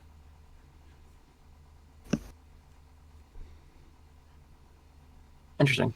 Oh, Snick has I something interesting. If I Twilight think didn't give Starlight a chance of redemption, Starlight wouldn't have been able to be stopped anyway, doing it into the time. Okay, that is true, but then that becomes sparing someone because it's convenient, which is inherently less virtuous, which, yeah, it breaks up the issue of redeeming a tyrant versus redeeming a child, and then turns it into redeeming a tyrant because it's convenient, and then condemning a child because you can't be bothered to do anything else. Because then it so. just makes the good guys assholes. You can, like, with what I'm reading, you could argue that what Cozy did in part 1 and part 2 and the final part of that season just as bad, if not slightly less than what Starlight did? Because obviously, you know, Starlight fucked the multiverse with a massive shaft. Yeah. But Also, before you continue on that, like, Karma got back to me. I was on the point where you brought the Wendigos being gone, and it caused. I'm not okay. Oh my god. Okay, right. So, you're like, I don't think you get what I mean. So I'm gonna try and explain it again. I never said that the ponies distrusted each other because the Wendigos were gone. I'm saying that when the Wendigos were no longer around to punish them, the bad ones were free to do what they wanted, because every story we know about the Wendigos says that if ponies aren't nice to each other and argue with each other all the time, the ghost horses come along and freeze everything and they all die. So what's the best way to not die? Don't be an asshole. But that doesn't mean that arseholes stop being assholes, it just makes them quiet about it. So what I'm saying is, when they were gone, it didn't make the good people bad, it made the bad people less afraid of being bad. That is what I am saying. I'm not saying that everyone wanted to be racist. I'm saying some people wanted to, but weren't allowed to because they would die. And without the Wendigos, they would no longer die. That's what I'm saying. I never said that everybody was just really waiting to hate each other and begging for it. Even though in Season 9 they were willing to abandon each other during the chaos and the end of the world. Suspiciously easily, which did concern me. Which is actually what caused the Wendigos to show up in the first place. And if something like that can happen with the majority of all the races, imagine a world where the Wendigos just weren't around. Oh wait, that's the world they made at the end of the show. Also, I'm back. Also, because we've been on this tirade, I do want to once again remind everybody that this stream in fact has a purpose, and that purpose is to help Golden with issues with his tires. So, money, Yeah. please. then Yeah. money. So I'm outlining so far because I nearly forgot that. Got to have money. Oh, shut up. Sorry. So I nearly forgot that Equestria guy wanted it marker drawn because he made a $25 donation. I'm like, oh yeah, I gotta live up to that. So I do apologize for the color choices are so limited, so I'm not gonna get everything Yeah. right. Yeah, Creole is limited. Yeah, that's why I don't use them too much. Like I'll use like colored pencils because they have a wider variety and you can erase them. Sometimes Shut you up. can. Sometimes you can erase That one colored wasn't me. pencil. That one all was right. me. God damn it, Riza. Sometimes you can erase colored pencils. It depends on what the brand is. True. I know not too long ago, Crayola came out with like erasable colored pencils, and I'm like, oh, this is new. Also, Karma, it's okay, don't worry about it. I'm just like, I know I do struggle with expressing my point in the way I mean it, so I do need a couple of tries at it. I'm just glad that eventually it made enough That's a sense mood, for bro. people who It's a aren't me. mood, man. It's like- yeah. I recognize being like the out of touch, sheltered autistic who only has 50% of the parents that love them that they should have growing up. I struggle. Ah, mood, bro, mood. Big mood. All right. Is there a gray? Yes, Sorry, there is. There's a didn't gray go. marker. I Let's can see. fill in this teeth line here. Anyway, enough depresso. Time to expresso some joy. Clack. Ooh, that creativity. Haha. Yep. So I need a. Actually, on the topic of creativity, which is a segue that can go anywhere in this stream because creativity is literally the point. Fucking on the topic of Cozy, Tirek, and Chrysalis, I like. Okay, so I have this thing that I keep jumping onto and then falling off every so often. I have a desire to make a Fallout Equestria, like, I don't want to say remake or update. I prefer reimagining because it's like it is different. It's meant to be different, and the timeline is meant to be different. But I'm not trying to overshadow what came before because I don't believe I'm capable of that. The thing KCAP made was fucking brilliant. It's untouchable. Love it. But like, one of the ideas I remember having during like the pre-war part of a lot of those ideas is what I wanted to do with the 3 head villains at the end of season 9, and where I wanted to take them from there. And funny how we were talking about Juvenile Hall, that's literally where I put Cozy Glow. Effectively sticking her in a pre-war juvenile hall where some like pre-war shenanigans will happen. Maybe Stable Tech does a thing, and then the bombs drop, and blah blah something blah. I remember wanting to do something with Chrysalis where she's taken and imprisoned by the changelings, the reformed changelings. Like they lock her in some kind of crystal cocoon with the help of the Crystal Empire and cut her off from the hive so that they can make a new queen. And I think I just put Tirek back into Tartarus.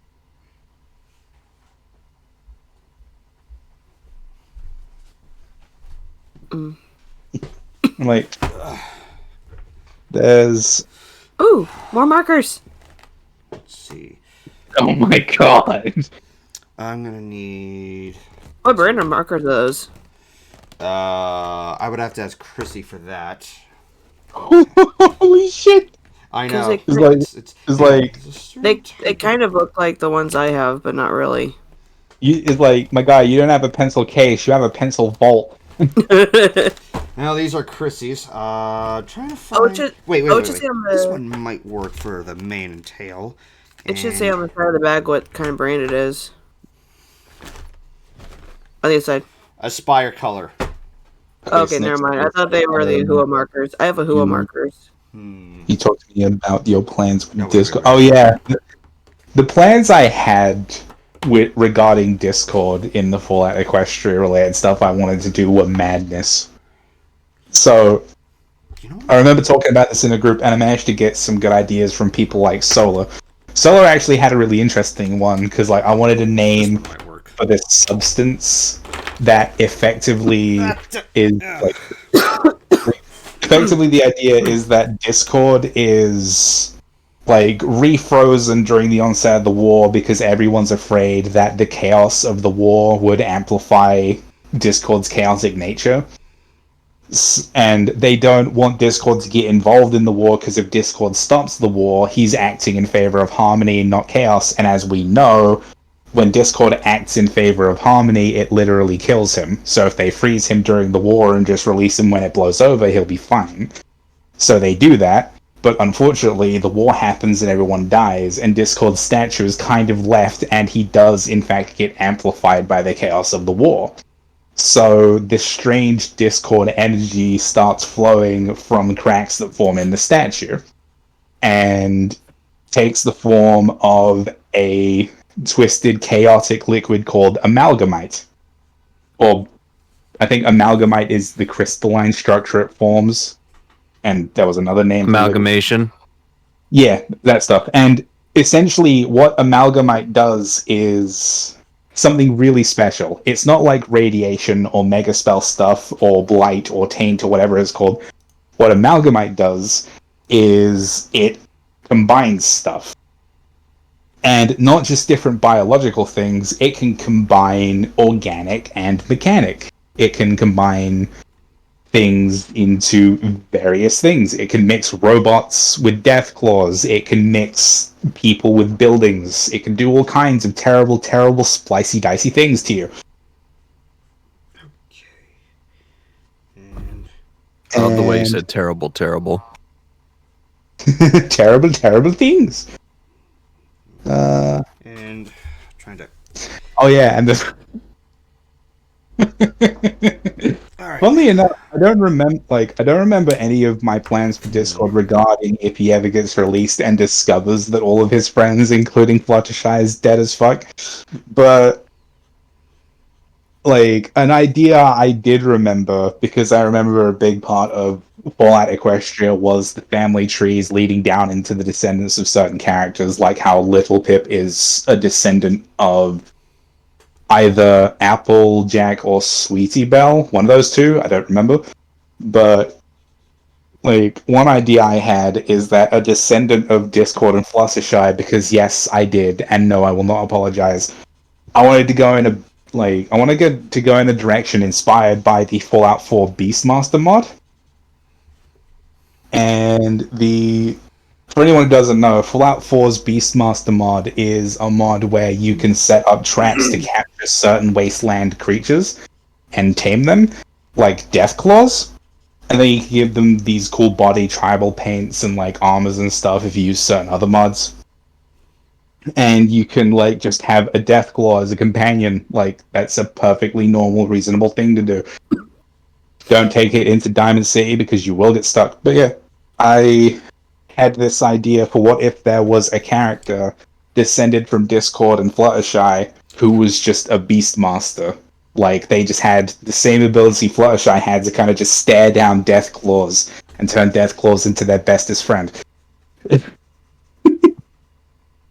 And, like, I don't know, a story involving that character would involve them trying to be as kind and as Fluttershy as they can be, but they're slowly corrupted by the wasteland, and then they just fucking maul people with their pet Deathclaw, which they probably name Fluffy. Even though it's scaly. Oh god, imagine finding Angel in the wasteland and they've been twisted into some kind of, like, irradiated rabbit creature. And there's some kind of secret boss you can find that you have to kill for some kind of special legendary weapon related to Fluttershy, and it's just like, my heart.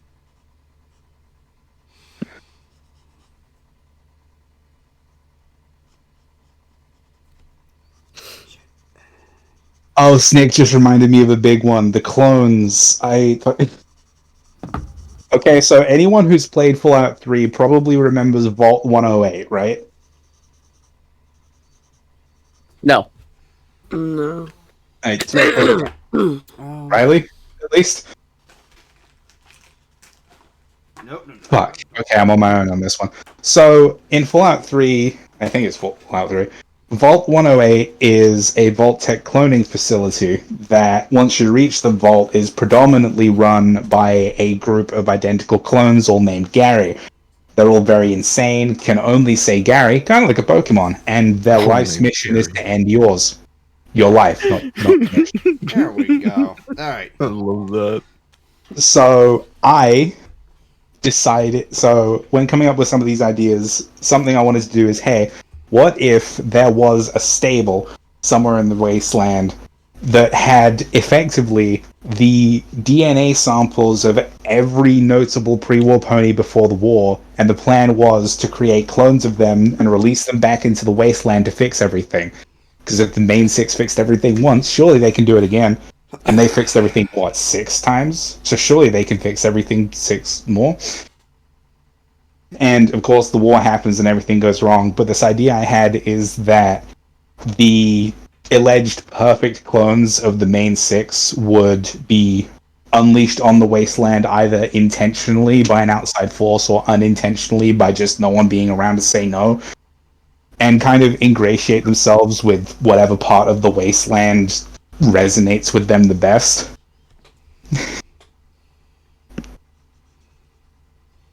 I gotcha.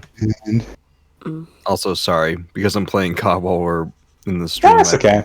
I can't unmute sometimes because of what some people are saying in COD, in the the COD language. The language we're going to call it. Yes, the COD is like the ancient language of the COD The lobby. language you expect to hear in a COD lobby during a match from other players. Is like, I believe the technical term is Gamer rage. irate 8-year-olds. A lot of gamer words. Yes, game words. But yeah, brain, come on. But yeah, I can't remember specifics because I burned through ideas like fucking Okay, imagine the least efficient car in the world using the least efficient fuel in the world. That's me with ideas. And I'm depressed because of it. But I still remember a lot of the highlights of the things I've come up with. Like, I even remember making an artwork of the Twilight clones specifically. And I posted it around, and a whole bunch of people were like, oh my god! But nothing ever came of that because I kind of just burnt out, and then I realized at some point I'd have to draw a clone of Rainbow Dash, and no. Just no. It's like that rainbow main can suck every individual inch. And in succession. Oh.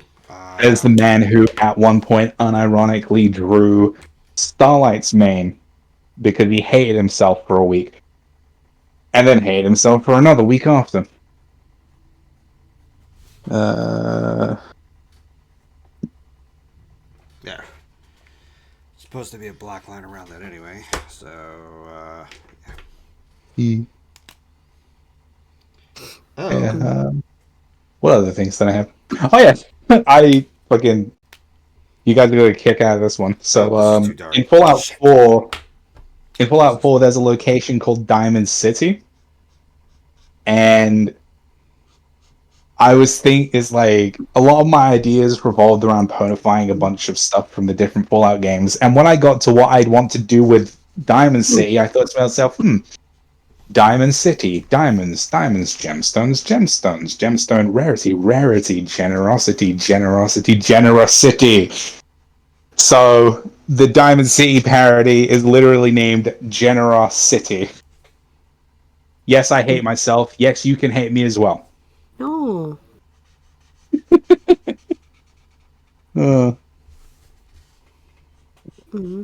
Also, I think that's the first time I've gotten through explaining the inner monologue of my creative process without stuttering. Excellent. Like, every individual step led into each other, like, really quickly. It's like, what's that one meme? Jesus Christ, he's Jason Bourne. And all the guy does is jump over a footstool. That's what I feel like right now. I managed to speak human for 15 seconds. Well, Golden's been drawing. I've been just drawing off screen. Oh yeah, that. Good. Actually, on the topic of Fallout Equestria, Golden, is it cool if I link something in the Twitch chat? For something regarding Fallout Equestria, or? In my DeviantArt. Oh, go ahead. Okay, I just want to make sure it's okay. Because, yeah. It would be very uncool of me to just start linking shit in your stream without saying anything.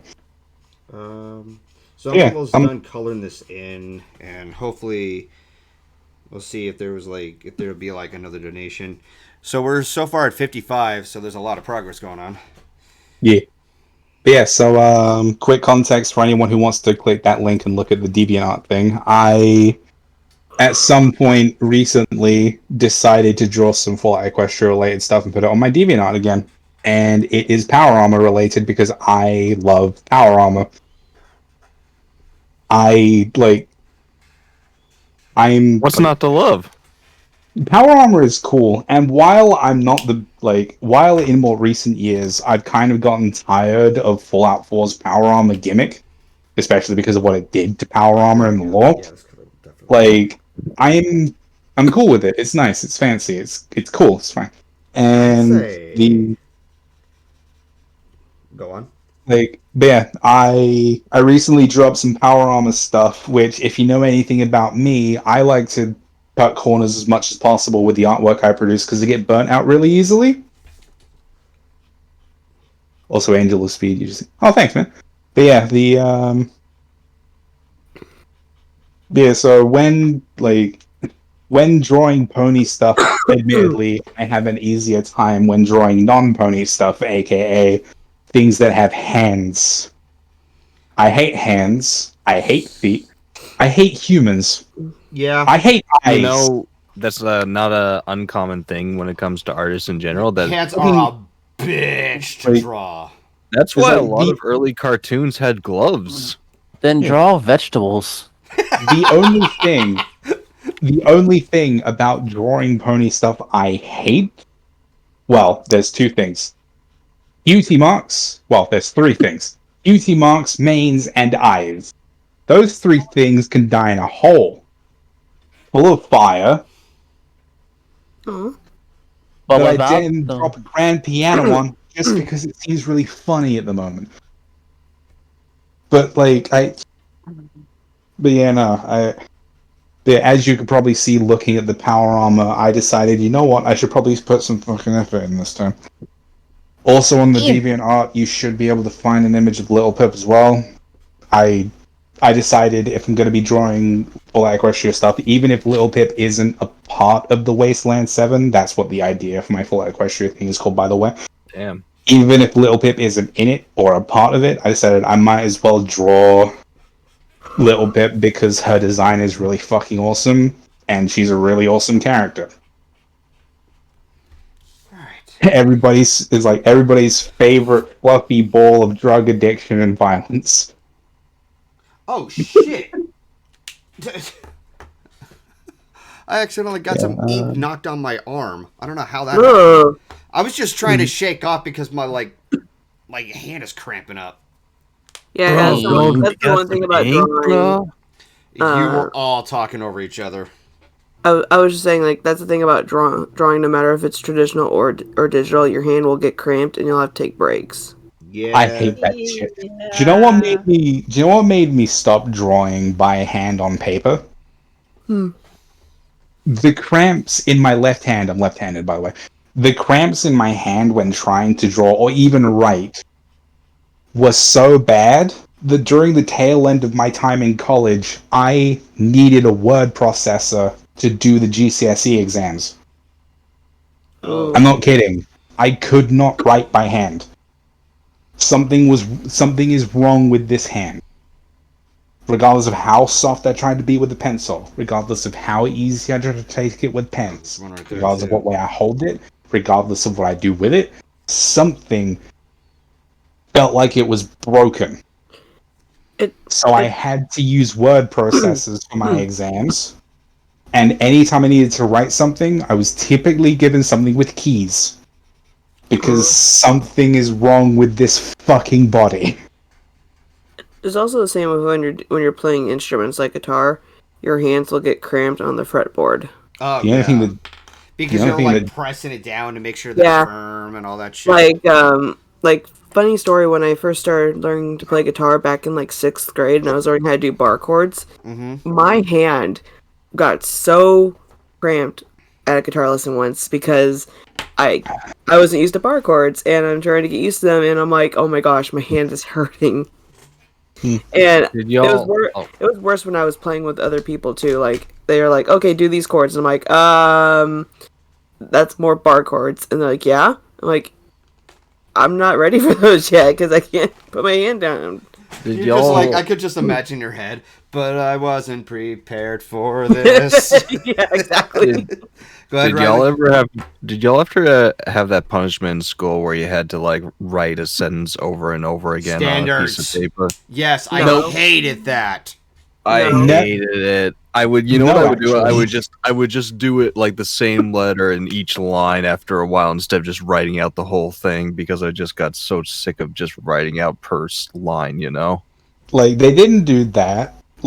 Funnily enough, I never experienced a lot of the stereotypical things like that, mostly because I was usually the most well-behaved student in the class. Get a load of this guy.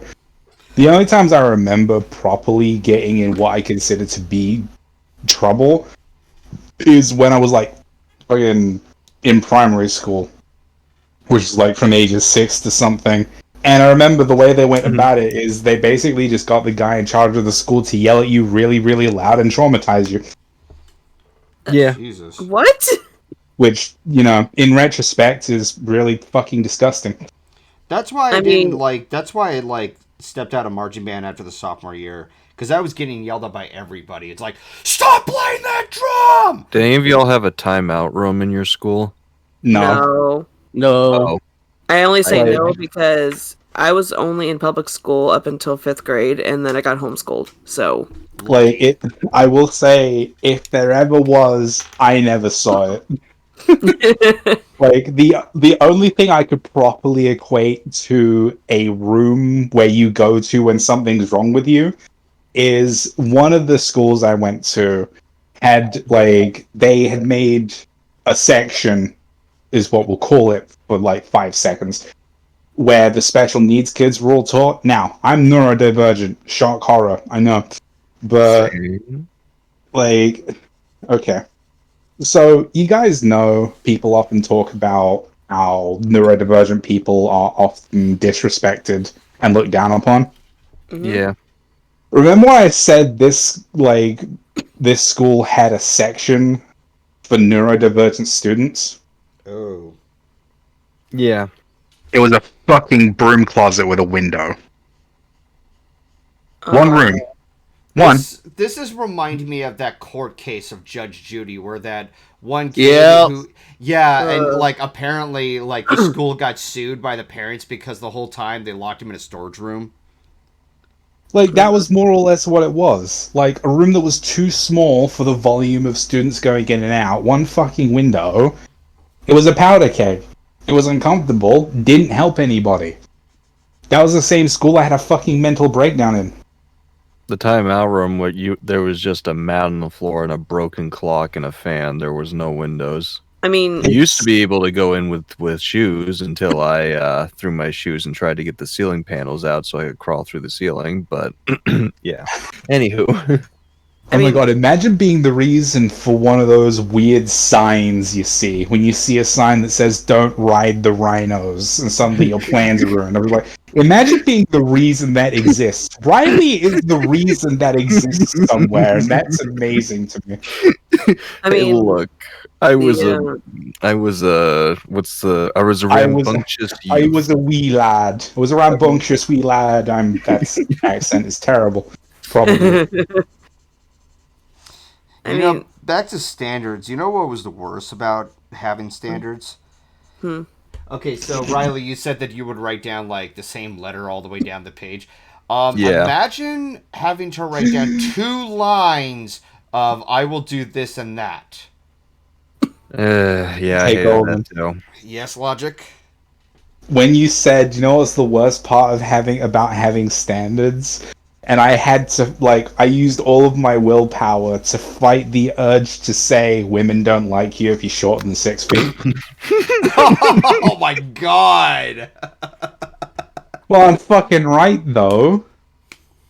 Like, I'm half convinced if I ever actually reveal how tall I actually am, which I don't know, then Shouka will just leave. I That's would a never joke. do It's that. a joke. That's a joke. Shut up. It's funny. Laugh. I'm doing the Jacksepticeye thing. Laugh. I mean, if anything, babe, like, I'm probably way shorter than you as it is, so.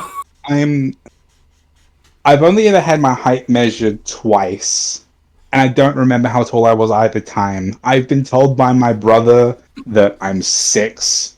I don't think I'm 6. Well, no matter what, you're probably taller than me as it is. I'm 5 foot exactly, so. Yeah, probably. I mean, again, I don't know, because, something about me that, okay, going into the deep dark bit here, but growing up, because I never thought much of myself, I never felt very much of a reason to look into those sorts of things. I never checked how tall I was. I never checked how much I weighed. I never checked how long something was until recently. A little over 5 inches, by the way. All right, so I'm gonna need a really hot pink or something, or actually, I'm gonna. But yeah, just to make it easy. But yeah, I've never had the compulsion to measure myself in any meaningful capacity until recently, because my friends keep asking me these questions, and I'm just like, how tall am I? Because I actually want an answer to this question the next time someone brings it up. Is that I want to find out if I'm actually 6 feet tall or just 5'11". I think I'm 6 feet. You are tall, Riley. I met you in person. You are tall. Yeah, you are. You are a hecking tall, from what I've heard. Which is funny because my OC is so short. Really? No, it's kind of that's kind of a similar thing with Dr. Wolf. Like, his character is really, really short because he's a wolf, but in person, he is so fucking tall. He kind of rivals with Anthony C. Lean Yeah. motherfucker. Anthony C's a lean motherfucker. I still Oh, remember when he yeah. was performing at the fucking lip sync battles in BronyCon 2017, and he fell off the stage. Okay. So So it was I want basically just to like a little step for him. I want to clarify what I'm about to say by saying, obviously, don't actually fucking do this. What I'm about to say is a joke. Don't gonna do do this. I'm gonna do it. But imagine Dr. Wolf's face just photoshopped onto Giga Chad. I don't know what that is, but okay. Shouka, Right. look up Giga Now Chad. I cannot unthink that. I- My god. Wait, hold on. Oh no, I have created an intrusive thought, have I? Wait, what? Yes, you have! Babe, how do you spell it? Giga Chad. So okay. G-I-G-A Imagine Chad. Giga from Pokemon. Imagine Giga Drain or Giga Impact. Giga. Oh God, no! I looked Now it up. Chad. I regret it. Nope, I regret it now. I'm turning that off. Giga Yeah, Chad. the intrusive thought parasite. It spreads. Excellent. Me. Alright, so let's Yeah. scroll all the way down. Okay. I regret looking it up. I regret it. Speaking of intrusive Nightmares. thoughts, I have a question for you guys that is oddly specific. Oh my Yes. god, what? In one of the schools I went to, I picked up a habit from one of the literacy teachers there, or more specifically, they were a writing teacher at the time, I think. And this habit was going on walks or walking around while thinking creatively. Like, Uh-huh. and to tell you guys how deeply ingrained this habit of mine is, I'm walking back and forth in my room while talking to you over the headset right now. Like, actually right now. Well, when you think about it, when you're walking, it gets your brain more working faster. Yeah. Man, I'm just And laying in basically, bed. basically the question is, Right, that you're always have that? laying in bed. I'm so like- comfortable. Does anybody else find that remaining in motion allows you to think more? I Does mean, emotion Yeah. I've got different ways that I think. Like, I'll does I'll me watch- moving around in bed count? no. I was gonna say, like, the way that I think and get ideas is like I just I'll watch videos on YouTube, or I'll listen to music, or I'll watch TV or movies, or I'll just talk to people and be like, "Hey, what do I do for this?" Or I'll look at old drawings I've done. I'm like, I should redraw this. It'll be either 10 times better or 10 times worse this year. I have a whole drawer full of old drawings I can go through and pick something out to redraw. But then I'm just like, do I really want to revisit the cringe that is my old drawings? A little more detail on I mean, what I they think had. that sometimes. It's interestingly, I think that sometimes, but funnily enough, whenever I look back at any pony-fied stuff I've ever done, I don't notice that, and I think I know the reason why. Why is that? So, you guys have seen the art I make. It's fairly show accurate. Mm-hmm. I like it. It's cute.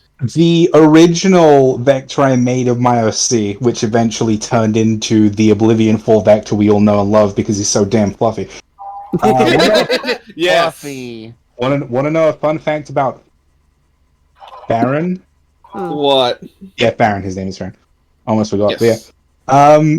Baron was first made when I used one of Oblivion Fall's vectors as a reference. So, Baron was made based off of work made by Oblivion Fall and eventually became work done by Oblivion Fall. It all comes wow. full circle. Yep. It all returns to And nothing. The most hilarious thing about that, and some of the people who went to my DeviantArt that I linked earlier have probably seen this and looked at the Little Pip image I made. They've probably noticed, the proportions are different, but it's still show accurate. That's because my style has changed slightly. They've also probably noticed that the horn has similar markings to G5 ponies, only the horn isn't a different color base compared to the rest of the body. Effectively, the new style I'm going with has designs that are more lean. Like, it's not that Little Pip is taller, it's simply that her body is, like, thinner, more slim. Like, there's less chunk than in typical G4 style, and the horn is G5 based. So effectively, the style could be accurately described as a Gen 4.5 design. You probably also notice that the outlines are thinner. As long as it's not 3.5. Golden Ugh. Snake? And We don't talk about 3.5. and another design difference people might have noticed is with the eyes. So you know how in MLP the eyes have the circle, but then there's the two kind of rectangular indents that have the different colors in the irises just before the pupils? Yes. With my one, it's just a gradient. Like, there are no, like, rectangles. Yeah, I mean, And that's what I that do was too. like, that was both to make it easier for me, but also because sometimes it is just the gradient in a lot of artwork I see. And I'm going to like, I honestly prefer the gradient. Like, the rectangles are still nice, they're just not for, well, I don't want to say they're not for me, it's just, Yeah. you know, it's different. I mean, like, you've seen the art I've done, babe. Like, I do a lot of the gradient in the eyes. Just because I've seen it in a lot of anime art, and that's where I got most of my inspiration from when drawing is anime. Like, their style. And, like, I get pointed out for it a lot because they're just like, oh, the eyes are so pretty, or we like the way you draw the eyes. And I'm like, thanks. Like, I just posted in the Phoenix Nest some quick sketches I did of Myth and Solar for them. And Myth literally was like, I love how accurate you made her design. Like, because apparently no one really makes Myth's character look accurate to the design. Wait, and then she said, I when think I know what she's talking about. She's talking about how one of her haunches has the patterns on it and the other doesn't, and how, like, one side of the body has... No, she was talking about the mane. Oh. It's sort of like when Never mind then. Golden said that. Shit, I forgot. It's sort of like when you said Golden before when I drew your character that, that I kind of made it more flowy, natural. Interesting. And then when I drew Solar and posted it in the Phoenix Nest, then she's like, "Oh my gosh, you made him look like an anime guy, and I love it." And hello, Kitty. Hi, Kitty. Kitty! Like the franchise. I'm eating dinner. I thought I would pop in and say hello. Very cool. Hello. And then I gotta jump in the shower and go to bed and wake up and do it all over again. Wake up. I don't wanna go. I don't wanna. It's just another day. Do. It's Well, just another day. I've been like flopping my schedule around because somebody quit and the same person called out like 3 times. So Oh, Kill wow. him. lovely. Oh, so Yeah. now there's less of us in the Remember, back room doing physical labor. you know how you were talking about like how you came up with Farron's design and all that? Yeah.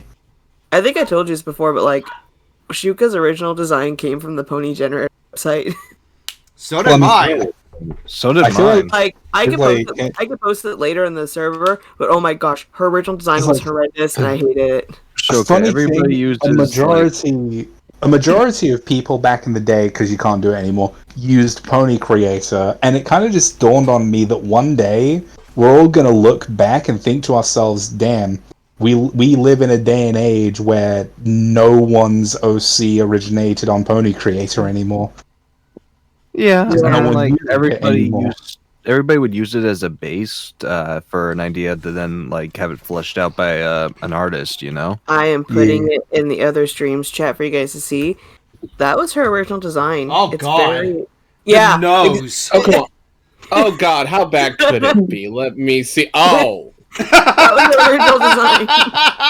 Okay, then. I Okay. can see why. Fair warning, I'm about to Generator, post so- a GIF that is mean. Just know that I am joking. I know. All right.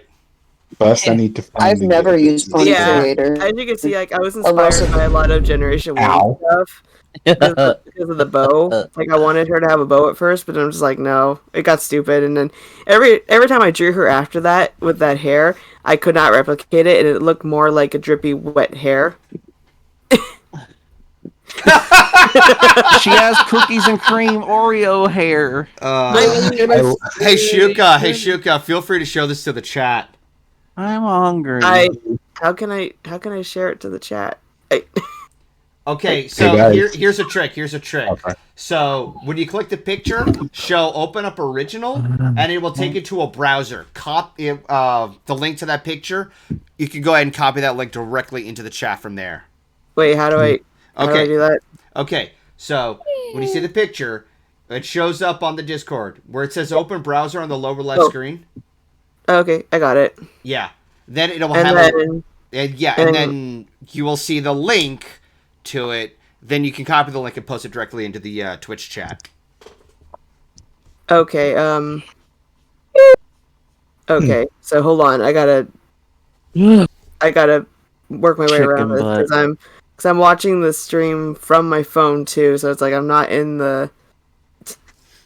Yeah, I'm making this more complicated than it needs to be.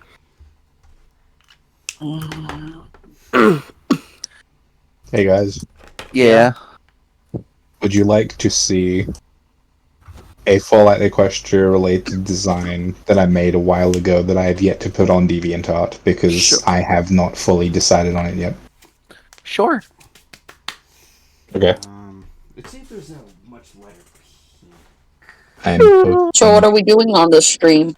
I'm doing a Doodle stream There you to help raise a goal to help with the tires.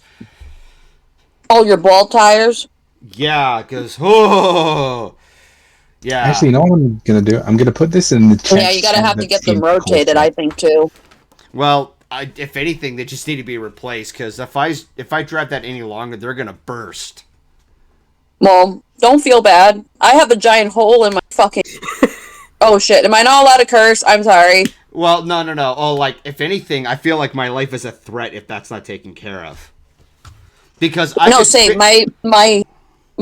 frame is out of alignment. There's a hole in there's a giant hole in the bottom of my subframe. The floor is bottom out. I have no floor in my car. I have to get the hood replaced because the deer crashed in it 2 years ago.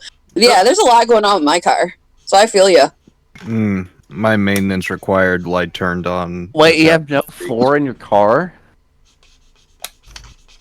You have no floor in your car? Ooh, look at that. So I have a floor, but it's pretty much gone. As in, like, you can see the road from under your car? No. So what I mean by that is that, like, the floor is there, but there's not a lot of support where it could possibly go out, from what I understand. Oh. So, but I feel you with the tires and the cars.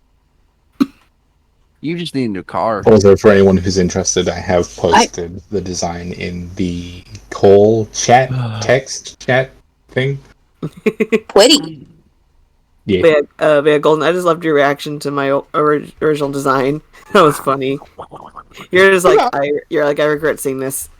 Oh, Mithy! I see Mithy and there's like a GIF. Just it's a GIF of her with the cookie and very the solar cool. I will say, it's cute. I will say that despite how complex Myth's character's designed, It's very pretty. Yeah, she is absolutely adorable.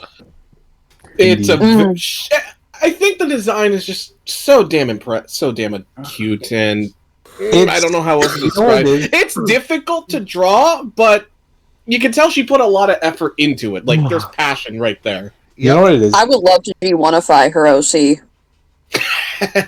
Go ahead. You can say a lot. The thing is, like, the thing about Myth's design, which is fantastic, is that, okay, you know how a lot of people say less is more, and, like, it's amazing how much someone can do with so little? Like, Myths is not that. What Myths is it does a lot with a lot, but in a way that works. Because, like, to me, the one thing more impressive than doing a lot with very little is doing a lot with a lot, but making it sensible and functional. Oh, Like, that reminds me. Because this Sorry. design is fucking phenomenal, and there's not loads and loads going on, but there's enough going on for you to sit there and say, I could pick you out of a crowd of 1 trillion people because of how fucking fantastic your character looks. And somehow it's not to their detriment. It's not too much. It's not overcrowded. It's got a right balance. Yeah. That's essentially it. It's got multiple tones. It's got like dots and spots and shit. Like half of it is perfect cell. But Yeah. it's not in a goddamn it, I fucking hate drawing this in comics because each panel I have to get all the dots right. It's more of a holy shit, this is cool kind of way. You know what? And yes, I know part of the benefit there is I am in fact not drawing it for a comic. All right, so I wonder how Levin is doing. I should check that again. I'm in a Riley, do not die. I'm in a fully comfortable position, and I don't think I can move from it. Oh, that's a move. Like, hey, Ryza, the Earth is quaking. You better get your ass moving. Man, that earthquake could take me out. Riley, don't die. I've slept through earthquakes, so that would be the first time. I slept through a 5.9 earthquake on a second floor. Apparently, in Utah. Go ahead, Shouka. I was gonna say, I guess apparently during one of our streams, Golden, like there's apparently an earthquake that was going on, and I didn't even feel it at all, and I was awake. Actually, I remember years ago. I think it was during 2019. I actually for once I started feeling a quake. I saw the room was shaking around a little. I was like, whoa, what the hell? What's going on? And everybody was walking outside oh, I think there was a quake. I'm like, because much like Ryza, I also slept through quakes when I was a kid. The only other time I remember a quake happening was when I was about maybe 5 years old. And I was like, what's going on? Why is there a bunch of movement? And Mom's coming in, Brett, come on, let's go outside. We don't have time. I was like, what's going on? We're having an earthquake. Come on. Just half asleep, wait, what's going on? Yeah. I just imagine someone just, oh, there's an earthquake. Oh, I thought it was me just farting. God. You would make that joke. Yeah, it sounds like you would need a diaper change. No, I just think I really loud fart. There was one time though, me, my cousin, and 2 other friends were hanging out at his house though. This man farted so damn loud he shook the floor upstairs. Oh my god. Sounds like my house every Saturday night. Look, okay, so how his house works is, his bedroom has an extra room, which is an attic, but he turned the attic into a game room, but the attic's right on top of the living room. So when Parker farted, he shook that whole floor, and my uncle had to call him. He was like, Parker, what the hell are you doing up there? He's like, Dad, I'm sorry, but shit. Ryza, breathe. Oh my god. Honestly, I can't blame him for laughing so hard like that. God damn, dude. Oh, there was another time. Oh, this one was really funny too. So me and me, Parker, and our 2 friends, we were staying at my dad's house at the time, and we bought a bunch of snacks. Basically, we were having an all night party, just hanging out and shit. My friend Keith had a big old thing of Lifesavers. Oh god. And he ate I think he ate 4 maybe. And he maybe an hour went down. He was like, guys, I don't feel so good. Really? No shit. And then he went to the bathroom. And he was gone for 30 minutes. I was like, what is taking him? So we all went downstairs. And all we heard was this loud, it sounded like someone dropped a fucking bomb in the toilet. Okay, before you Jesus Christ. before you went in, I thought you said the Lord is taking him. I mean, He might have. Like, And he was just like, that kind of shit. and when it was The weird. Lord is to take. My stepmom was weird as fuck. So at the time, she would do this thing where she would she would sleep on the floor, but like she would sleep next to an air vent to get out of her. I didn't get, but the funny thing was, it was right in front of across the bathroom that Keith went into. So we figured out Keith's shit so hard, it woke up my stepmom and she had to leave. And let me remind you, it wasn't like one door. It was like you open the door, you go through the laundry room, and you open another door to get to the bathroom. Oh God Almighty! And so we were like, "Keith, are you okay?" He was like, "Yeah, I think I'm dying." And he was like, "I was like, I'm dying. I was like, you know, this gives you the shits, right?" He was like, "No shit." You know what this reminds me of, Ryza? Just by you explaining that.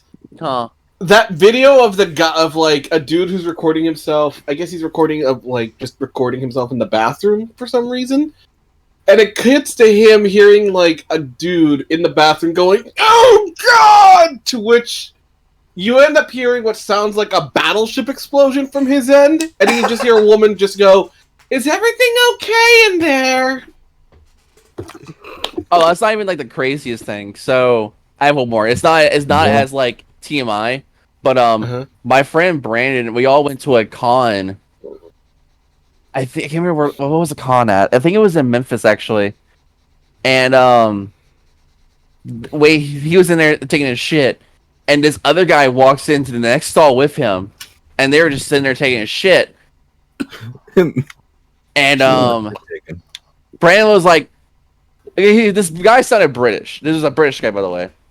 And he was like, "Oh, you have a really nice accent." He was like, "Oh, well, thank you." And they were sitting there talking about it. They got done using the bathroom. They both walked out, and guess who it was? What? Daryl from The Walking Dead. Oh, Oh, you shit. are you What? kidding? Yeah. What? They ran into Daryl Dix. I mean, They ran into Norman Norman Reedus. Reedus? Yeah. Apparently. What? No, you're They were joking. They were literally shit talking each other. Oh gosh.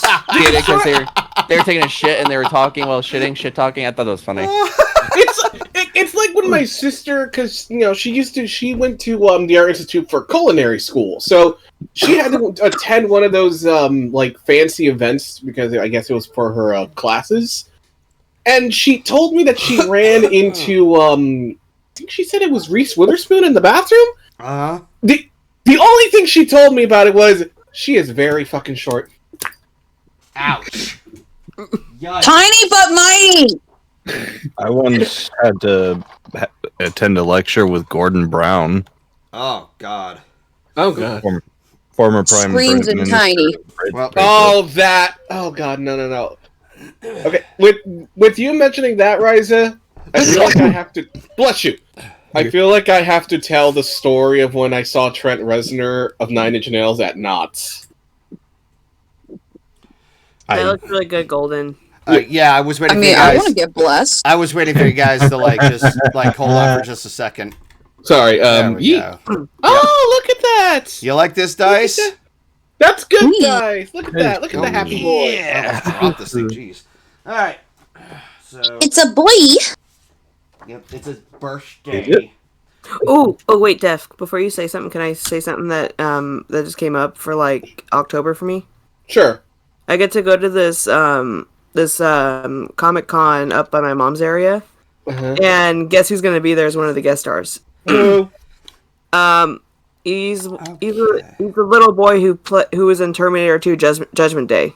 Oh, him. Edward Furlong. Yeah, and he was high logic. And then he was also in Pet Cemetery. So I was like, "Mom, can we go?" Oh yeah, he was in Pet Cemetery too. Which Oh, I was like, "Mom, can we Clancy go?" Brown. And I'm like, "Yes, we're gonna go see him." I'm like, "Yes." what was I that? have, One? I have one more thing to say. One more thing. What One more thing. is it? So, when I still lived in Missouri, me and a bunch of friends actually went to Jonesboro, Arkansas, to go out. We just basically spent the day and hang out and eat. And the last thing we did was we went to a Chinese restaurant and ate. and we left there. Not even an hour and a half, like not even an hour later. We're all like into WWE and stuff. Well, a few of us were, and we found out that John Cena went to that exact same restaurant as we left. Well, that's gonna involve some bragging rights, isn't it? Well, I wanted to meet John Cena, and I didn't get to. I mean, It's kind of reminds me similar to when Wolfhead and I had actually left. When Wolfhead and I went to the Heart Attack Grill in Vegas. So, like, we got in there, and apparently in one of the videos that they were showing, they mentioned that, and not even kidding about this, that Nikocado Avocado had been there days before. Disgusting. Which is just... I just processed that fucking name. Yeah, Mr. It's all your fault! Isn't he doing better, though, recently? I did hear about that. He lost 89 pounds. Yeah, apparently he's on his redemption arc, which all I can say is, like, please be on your redemption arc. Everybody just, please. So, like, people are actually worried about you now. Yeah. Right. Okay, so... I was gonna say this is off topic, but someone asked what Logic's cutie mark was. It's a magic sphere, I think. Okay. So this is a story. Unicorn. I've had Baron's cutie mark compared to so many things. It is a generic unicorn magic-based mark, similar to Twilight's, Starlight's, Trixie's, fucking Sunsets, Sunbursts, and a whole bunch of other unicorns whose names I don't currently remember. It doesn't mean anything. Do you want to know how little it means? Every time I draw Farron, I use a different version of the cutie mark. And I actually have it as, like, and I actually have a headcanon that because of the nature of Farron's existence, that cutie mark is inconsistent. Because it literally has no idea what it's supposed to be. Do you guys know? Hi, Vlad. Hey, Vlad. Hey, Hi, Vlad. Vlad. I'm sad now. Like, do you guys know what Farron is? Like, do you guys know what Farron is? No. Okay. G5 Unicorn, if I remember correctly. What? G5 Unicorn, if I remember correctly. No. Is Farron that's when I was talking about the art style. Is Farron a dark unicorn with black fuzzy hair? Rise up. My God, dude, let him explain. Go on, Riza, you're a great friend. Shut the fuck up. So, Farron is Farron's backstory, effectively, is that they are a character. They are a character from some kind of book in Equestria, some kind of storybook, that was enchanted by a strange magic that brought various entities from the book into the real world, and Farron is one of them. His cutie mark is inconsistent because he's, like,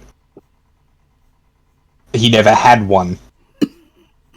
His body is adjusting to the rules of Equestria and kind of just trying to find a constant. But, like, you know, it didn't work like that where he was from, so it's literally acclimating. So yeah, Farron is a stranger in a strange land. Okay. Sorry, I got dragged away. You're okay. Hello, Vlad. Hey, Vlad. Sounds like this Farron guy needs to. What the hell? What? I don't know what it is. What? Oh, wait. Is Ellie in the... Hey, Ellie is here. Okay, so... Well, Logic knows what I tend to... God damn... Vlad! Come on, stop! Okay, so I know what Ellie's talking about, and remember when I said that Farron's cutie mark has been compared to things? Uh-huh. One version of the cutie mark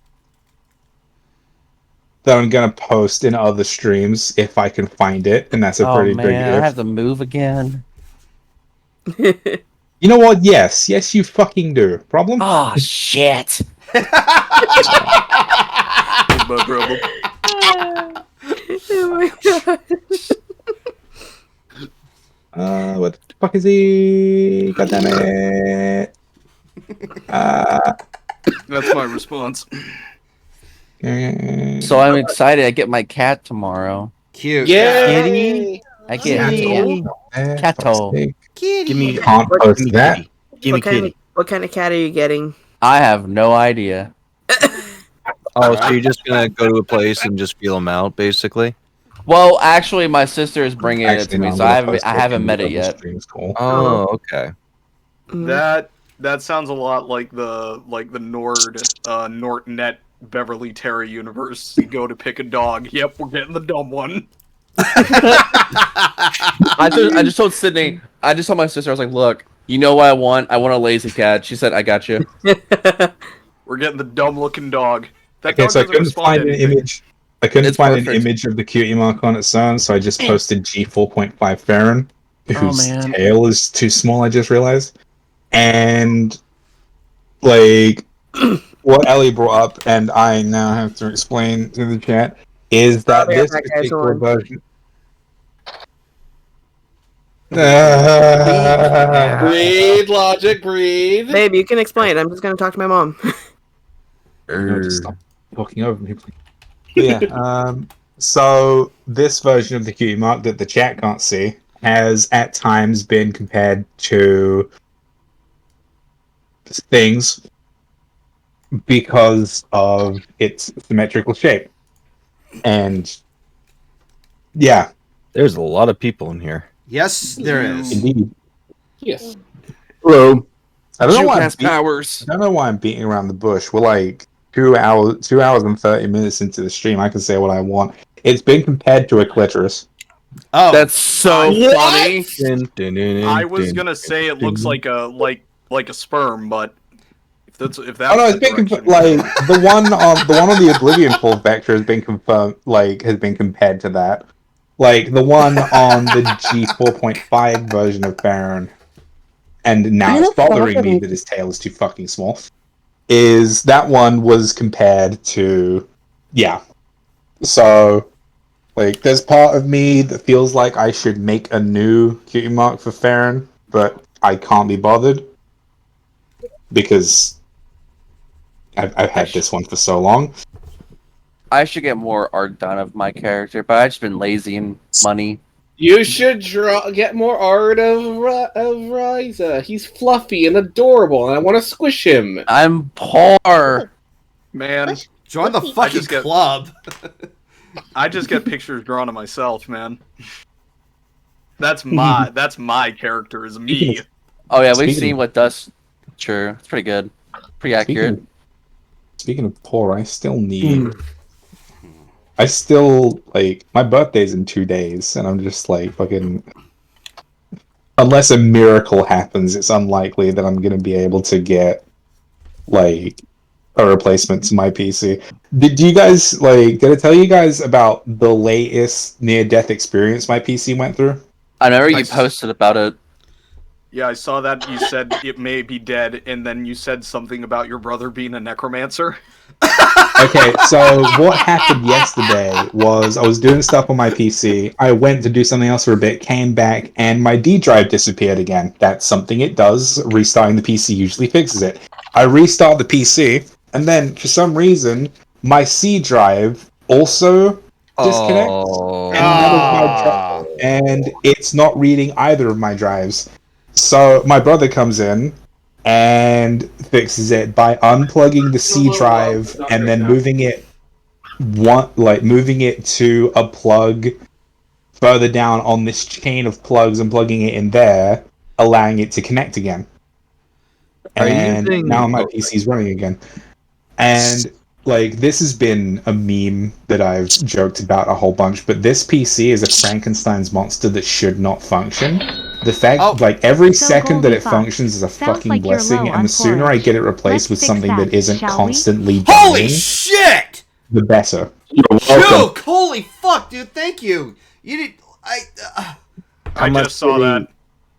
Aww.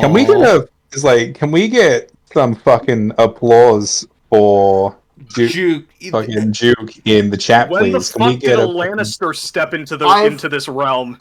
Hey, I'm a Baratheon. Dude, I missed it. What happened? Juke donated a shit ton of money to Golden. Oh my god. Like how much? Oh wow. 200. Thank you, Juke. Oh my bucks. god, dude. How much more do I owe you? like? I don't know. I don't. I decide. It's like I ain't religious or nothing. Did you see the message that I included? I think so. Hang on, let me.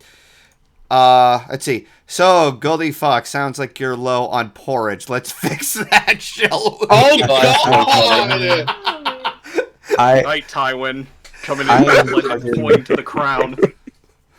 Oh, yeah, it's like, I preface this by saying I ain't religious or nothing, but can we get a hashtag praise be to Juke in the chat, please? Yeah. Yes, please. Man, fuck it, I'll start his cult. I got the charisma to do it. And like as part of the cult, everybody. Blood for the blood god. I was gonna say. Sorry. You know, there's another way that you could also get donations, Golden. What? It has to do with the recent song that's coming out of a new version of No! No! What? Go screw yourself, Riley. I thought... Wait, Well, what? yeah, you're I need feeding it context. in. He wants me to cover Barbie Girl. No. Which is his favorite. Wait, hold on.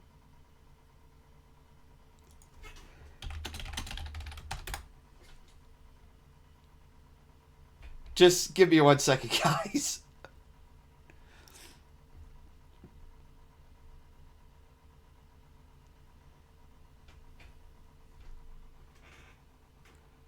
Spider duck. Still not yet. All right. Yeah, that's kind of. I really should kind of shorten down the legs here. I was supposed to like have him just.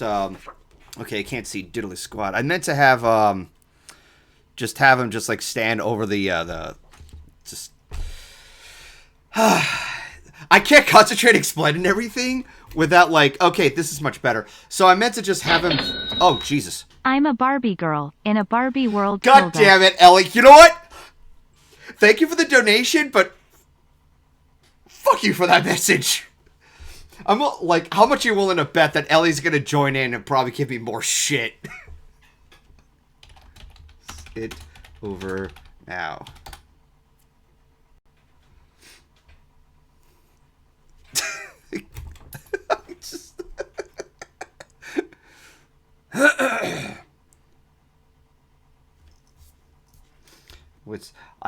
I got a. Oh.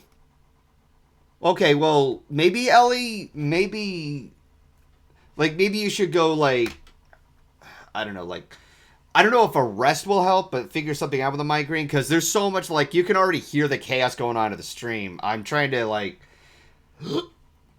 I'm trying to suggest something without sounding, like, without sounding rude, but, well, everything is quiet now. You know what? I'm just going to unmute and check what's going on. I'm laying in bed. I have been in bed all day. Okay, fair. Dear gods, I needed something. Okay. Let's unmute the chat.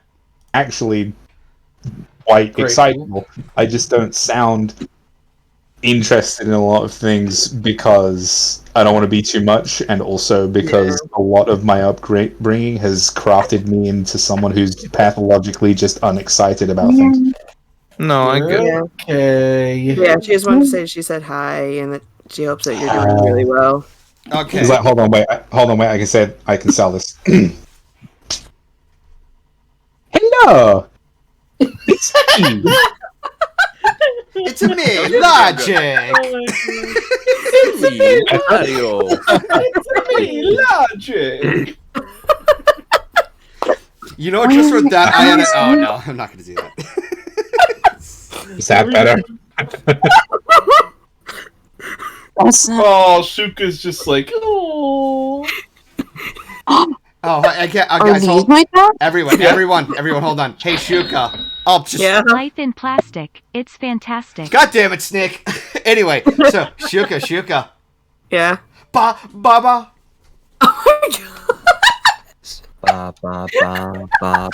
Ram. Looks like Snick just donated $5. I saw. Baba. Oh my gosh. The fact that freaking Duct Tape made that video and now everyone under the sun is loving it. Oh, it's funny. Like, in general, the Bob meme is hilarious. Even the comments in Duct Tape's YouTube video are funny about it. They're like, the moment when you realize you just yeeted your boyfriend off the cliff. Do it. Well, like, both of you, like, yeeted yourself out of, like...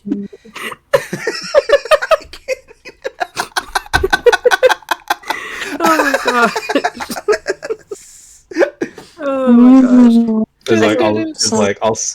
I'll say here what I said before. I'm glad you guys enjoy it. I just don't get it. Okay, all right. I'll explain it. Have you ever played Super Mario Brothers Wii? No. I know where it comes from. I know what the reference is. It just doesn't amuse me. I'm just indifferent to it. I appreciate it. It's cool. I'm down. I thought it originated from New Super Mario Brothers for the DS. I mean, it kind of did. It kind of did, but most people identify with the one on the Wii. Yeah. Fair enough. I remember I sent it to my mom. My mom started laughing at it. She's like, "What did you just do?" I'm like, "I don't know." A surefire way to get Logic laughing. Just show him any Russian Badger meme, particularly with Heavenly in it. Badger. Mushroom.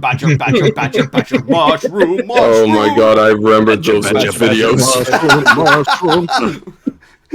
Yeah, I have fond memories of some of those really old videos from like almost 20 years ago now. Join the club. Like the Peanut Butter Jelly Time song, the Spider-Man Will Make You Gay song. I mean, my god. Okay, I don't think I heard that one, but yeah. Spider-Man Will Make You Gay.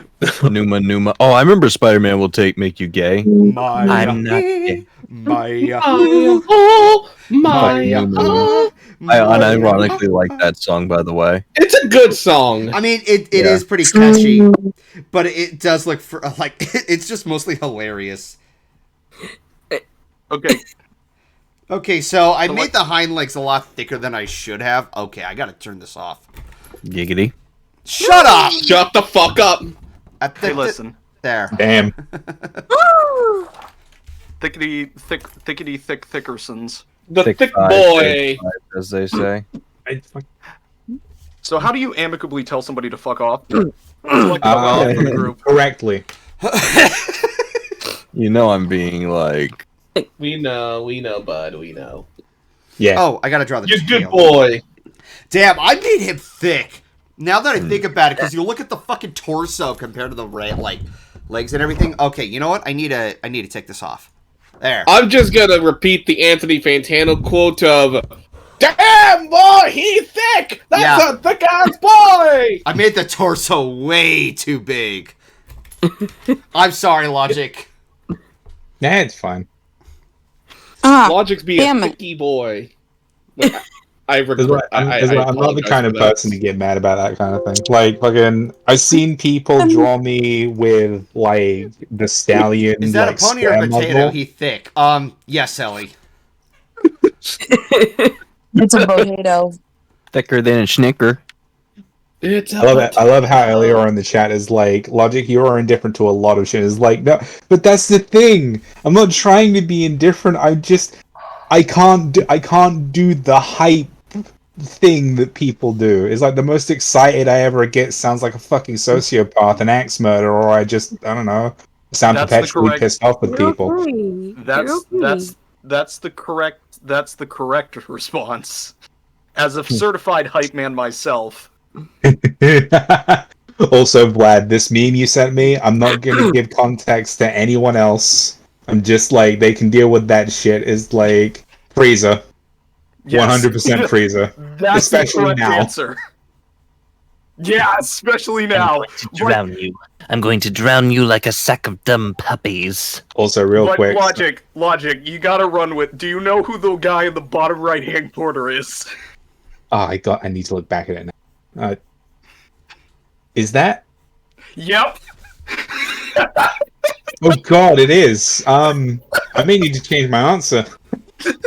Also, Frieza can say some horrible shit. Oh yeah, he is horribly racist. Like calls people monkeys and all that shit. I mean, he's meant to be despicable. I'm sending it to him.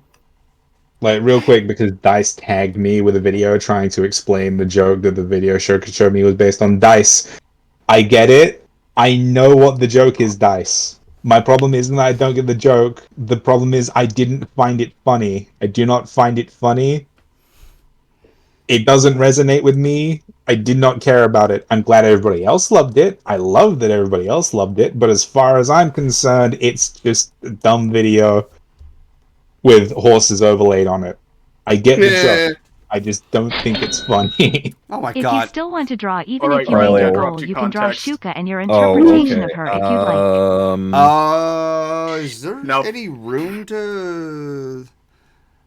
I'm just sort of thinking. Actually, I have an idea on what to do with this picture of Logic. Well, let's first detail the face.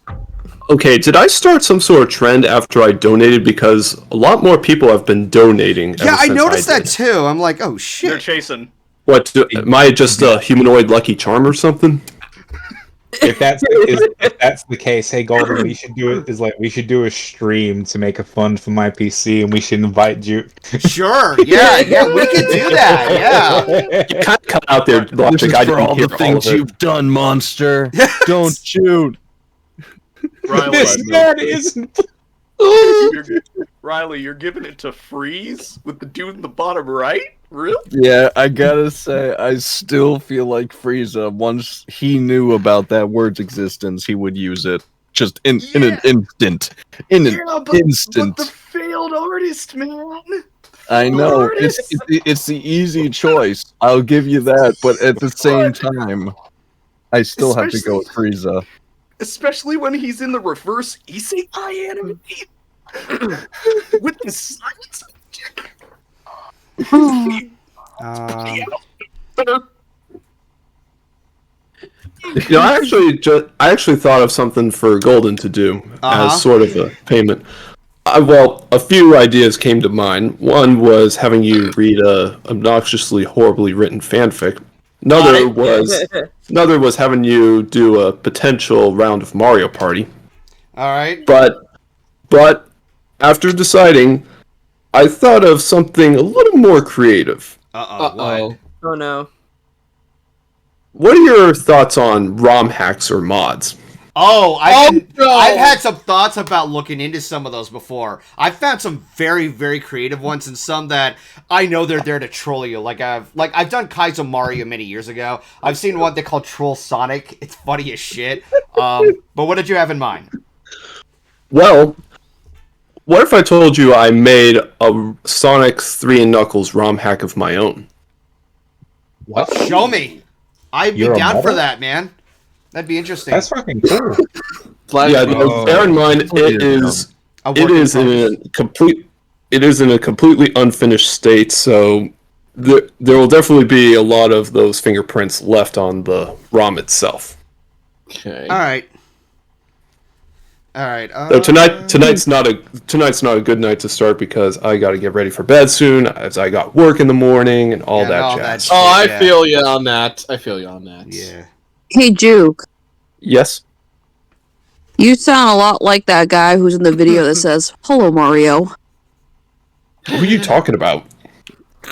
There's like this animation with Luigi, and then it just turns around, and Luigi looks at Mario and says, "Hello, Mario." I wouldn't know. I mean, my voice is just naturally you just sound monotone like... because I constantly talk like a robot, okay? No, I'm not making fun to remind me of a voice. Hang on. Oh, wait, hang on. Oh, wait, I gotta... Also, what is... I just thought of something. Oh, what? Boy. Golden should play Minecraft Hardcore with Cobblemon installed. Golden, no. what'd you put in the speech bubble? I didn't see it. Oh, hang on. Let me try to get it a second time. You know what? Hang on. I'm trying to position it. Nothing. Oh. I'm having a hard time reading that. Sorry. Hold on. Let me try to show it again. Nothing resonates with me. Nothing resonates with me. Okay, it's not that nothing resonates with me. It's just that some things don't. It was meant to be a joke. If you want, I can change the quote. Nah, it's fine. Okay. Don't change the quote now. It's fine. Aww. Here you go, Juke. This is what I was talking about. Ellie, what's wrong with Cobblemon? Oh, I still have yet to do Smash or Pass on the current generation of Pokemon. I'm confused now because either it's a problem with Cobblemon or it's a problem with playing Cobblemon because I thought Cobblemon was really good. I like Cobblemon because it's like, oh, it's Pokemon in Minecraft, but like they look like they belong in Minecraft because like the model work is really cool. Golden, are you talking about Smash or Pass for for Scarlet and Violet Pokemon? Yes. Oh, okay. I was like, which generation have you not done? Yeah, because I said the current. I did say current generation, so that's just part to cover up the. Because I did a Smash or Pass on the previous generations, and oh boy, that was fun.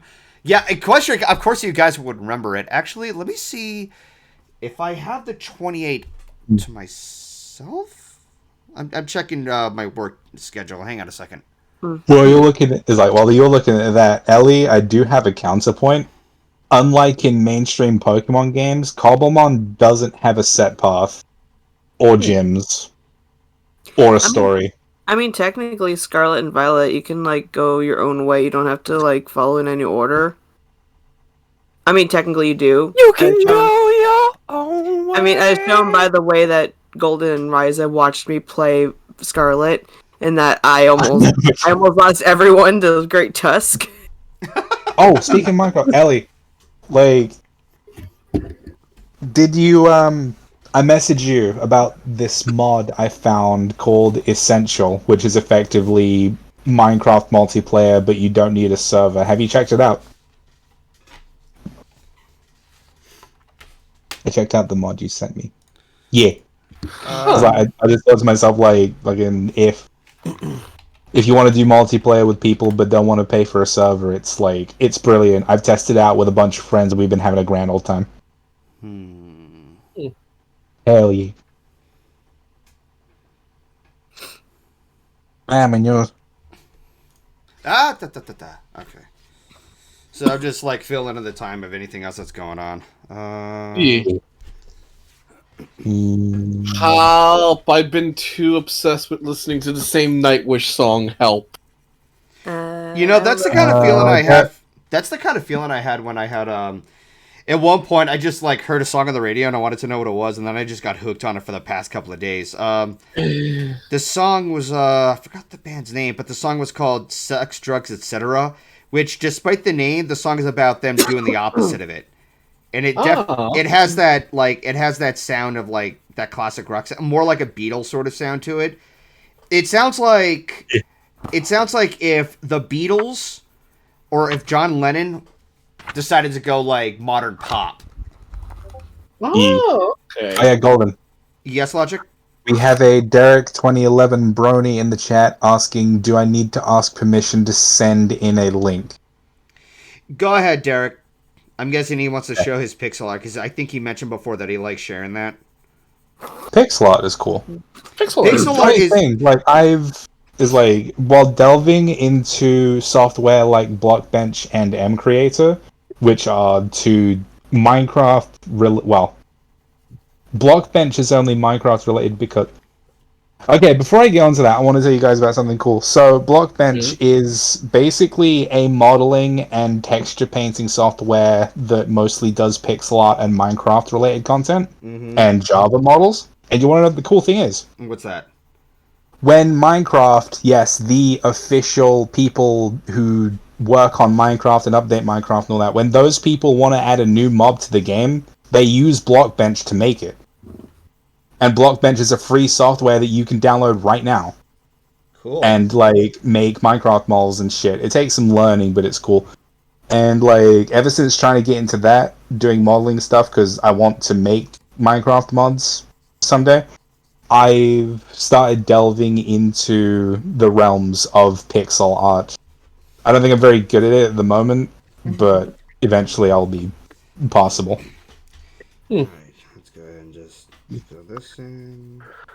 Oh, by the way, Golden, I sent you a copy of the ROM as a PM. Yeah.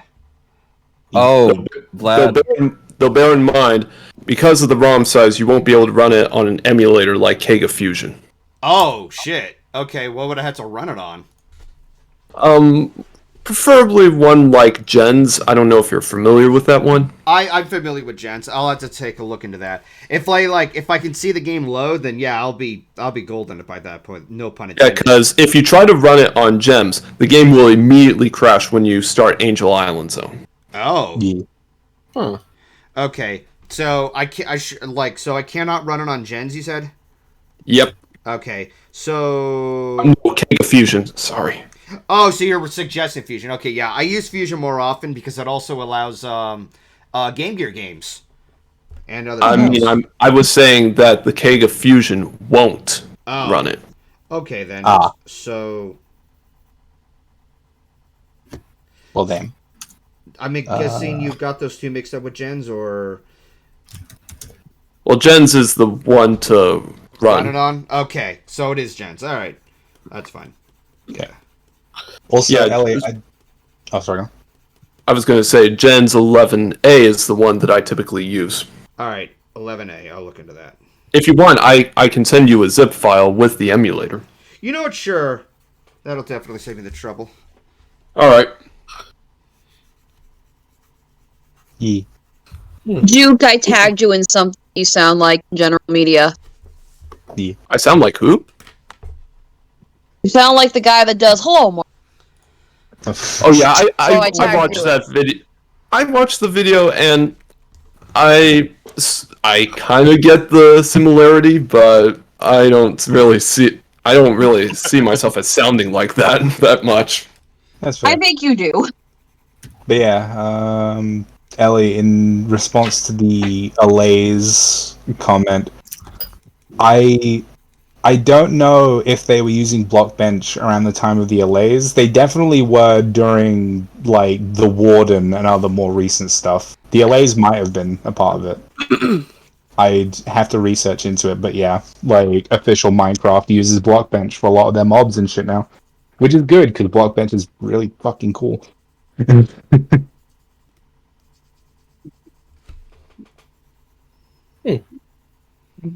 Like Blender, but specifically designed for Minecraft. And doesn't make me depressed. Warden is the worst mob Mojang has ever made. Hard disagree. That one goes to the Phantoms. The worst decision Mojang ever made was making sleep mandatory in Minecraft for anything other than advancing a particularly bad night. Phantoms can die in the fires of hell they were spawned from. At least I can avoid a warden if I'm smart about it. Which I'm not, but if I were, I could. Oh, Vlad left. Oh shit, I forgot. Yeah, he had to go attend. He said he was being called someone else. Oh, okay. Yeah. Phantoms give you the item for feather falling potions. Excellent. Yes, continue to Oh, that's download. interesting. Jesus. However, counterpoint, wardens give me heart attacks, so I don't have to worry about falling ever again. Checkmate. I fucking hate sellers on this website. They can go to hell. And stop going to the site. Because I am trying to wait for someone to sell a decently priced copy of this vinyl, but every single time they're like, oh, you want this? You want this vinyl you want so badly? Okay, pay me 300 euros. Hey, Daff. Yes. Here's a thought. Have you considered waiting somewhere else? There's no other place for me to buy it. This is the only website that's You don't know if you don't look. I've tried looking. Half of these places don't have it. Trust me, I've tried looking. I even tried eBay, and they still do that. Oh, you want this vinyl? Oh, it's marble. It's the marble color. Okay, pay me $200. Scalpers. What vinyl are you looking for? It's one of those bands that are very obscure that only I know about. Well, it's not fun. Knowing you, I'm not surprised. You're like a walking encyclopedia of music groups. Tell me I'm wrong. You're not. Like usually Norwegian death metal or some shit. Well, no, not even that. Even mainstream bands and shit. Like we've had so many discussions about Linkin Park. It's like I mean that too. Yeah, like oh my god, like there are things I mentioned. It's like oh yeah, there was this and that and such. Yeah, there are times I like showing them, silly like videos revolving around. Oh, that is cute. Dice made me a thing. Hang on. Let me see if I can share this in. Hang on. Okay, oh wait, I gotta download it first. Okay, Well, speaking of sharing stuff, I posted in the GoldenFox fan art a sketch that a good friend of mine made for me about Discord and I starting a rock band, and GoldenFox is the guitarist. Yeah, and I could see that. It fits him. Yeah. Actually, like, now that you mentioned it, Juke, I did, like, kind of mention something earlier. I don't know, like, okay, so you know My Chemical Romance? Right not. You'll probably know them for the song Helena, or most famously, Welcome when to the I was a young boy. Welcome to the Black Parade. My father took me into gonna sound as a big surprise to you guys, but guys, let Juke talk. What was that, Juke? I am not into rock music. Okay, fair. That's fair. Yeah. Yeah, I'm more of a classical music or movie, video game, television soundtrack kind of guy. Okay, that's fair. Perfectly fine. Yeah. And I also enjoy organ music as well, as in the pipe organ. Oh, that's actually A part of me wanted to ask if you like the Doors, but at the same time, you're not a rock person, so. What the? I know that's completely left field. What is this? Is that a standard GoldenFox Phoenix? That's one of two things. That is GoldenFox Phoenix. Like that is a scale model of GoldenFox Phoenix, like comprised entirely of pasta, or that is a GoldenFox Phoenix super form from Sonic. It's one of those things. It's a pasta statue or it's chaos control. He's going golden. I will be unstoppable. Okay, no, I wouldn't be a villain. I would be like, now here's me in my full power, like Goku or some shit. Man. Like, a part of me wants to believe that I would be Goku in Dragon Ball Z, because, like, despite the whole main character syndrome, when you really think about it, Goku's quite a dumbass. Oh, I mean, yeah. Definitely. What have you done? I have to fucking talk about this now. What have you done? Right. Classify Goku as a Dragon Ball fans.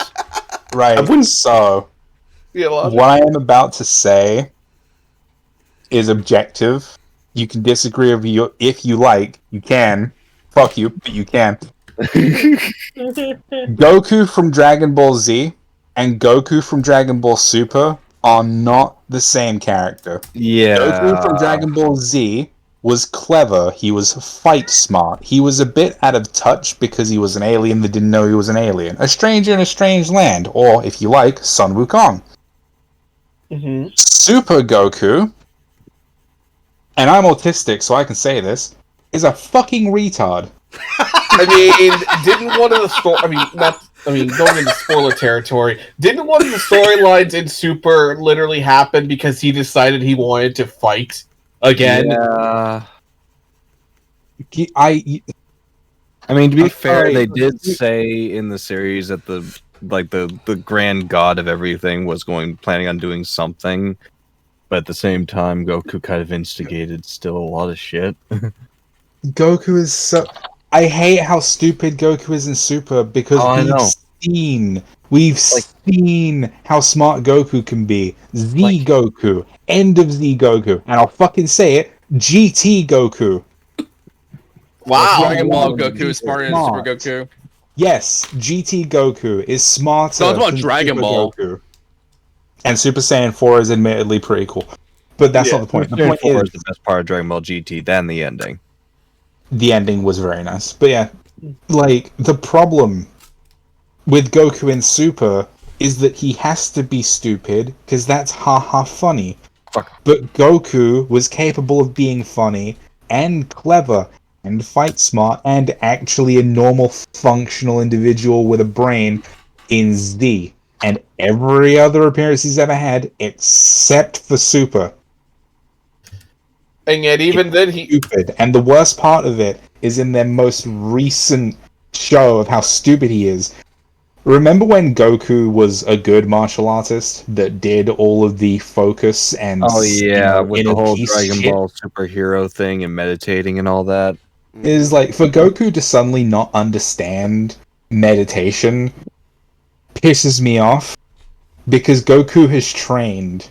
Goku has contended with gods and gods of gods and gods Literally, of gods. he trained with a guy named Kami. And fucking... And recently, in the Super timeline, he contended with Jiren, who was effectively a mortal god. No god of destruction bullshit, no angel bullshit, no Omni King bullshit, just a guy. Just some guy who was stronger than Beerus, allegedly, which makes Goku stronger than Beerus. Although they retconned it to say, Jiren wasn't really super powerful, he just only moved when necessary and meditated to basically get the most out of his power. Which is an interesting concept. Someone who isn't point for point stronger than you. Try using mask tape instead. It doesn't tear. All right, I'll keep that in mind next time, Ellie. Logic. I can't remember. But what was your opinion on the whole back tingle thing for Super Saiyan transformations? I hate it so much. But I don't hate it because it's women going Super Saiyan. I think women going Super Saiyan should have happened earlier. I think Bola should have gone Super Saiyan in GT. Fuck you. But my problem is that if you're going to tap into Super Saiyan and take a shortcut to get there because I don't know, you're better at understanding the feeling, don't make it something so trivial. Okay, you know what Goku had to do in Super Broly to turn Super Saiyan Blue? All that, the thing that Super Saiyan Blue's original unveiling should have had, with all the screaming and the fury and the condensing of godly energy and the explosive fury. That scene? Yeah. If they had at least made it so Universe 6 Saiyans have to tap into that wild fury that has been suppressed, but the reason they find it so easy is because that fury has been suppressed and condensed within them because Universe 6 Saiyans grew differently. Don't make their difference that they just get to have shit. Make the difference that Universe 6 Saiyans have never had the Ozaru. They've never had they're constantly outbursting power. It's all been held in. It's all waiting there. And Kaba, basically. Yeah, it's and Kaba, Kale, and Caulifla just, they reach in, and the shortcut isn't a tingling in the back. It's it's finding all of that energy they'd never used and breaking it out.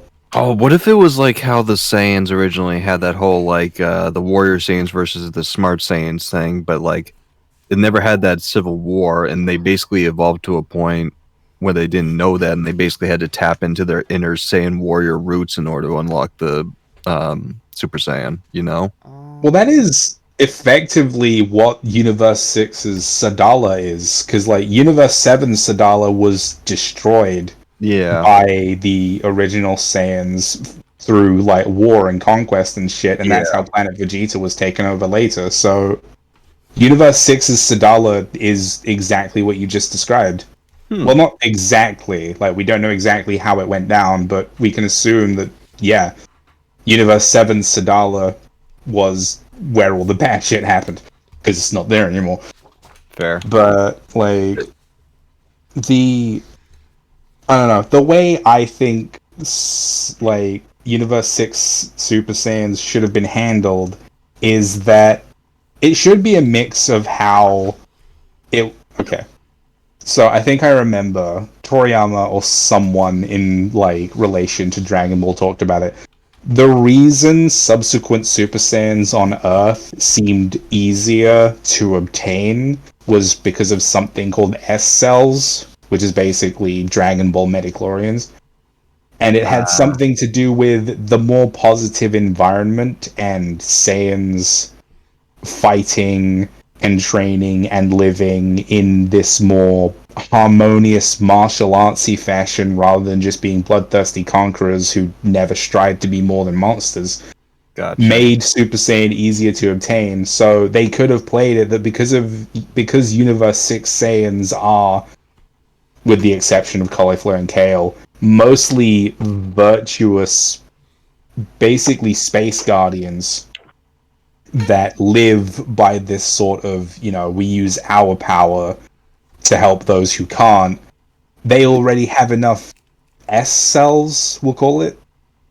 Like, we'll take that idea and do something with it. And it's like, because of that, they have all of this S-cell energy in them, and they could have played it in a sort of, like, fucking Universe 6 Saiyans have spent their entire lives walking. What happens when they run? And that's when you get Universe 6 Saiyans. Like, they're doing it for real. They're popping off. And then Kale gets, like...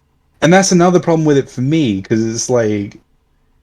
I understand that turning Broly into a demure lesbian is, like, just a thing they had to do for the Universe 6 Saiyans, and you can't tell me that Kale isn't a lesbian, because yes, she is.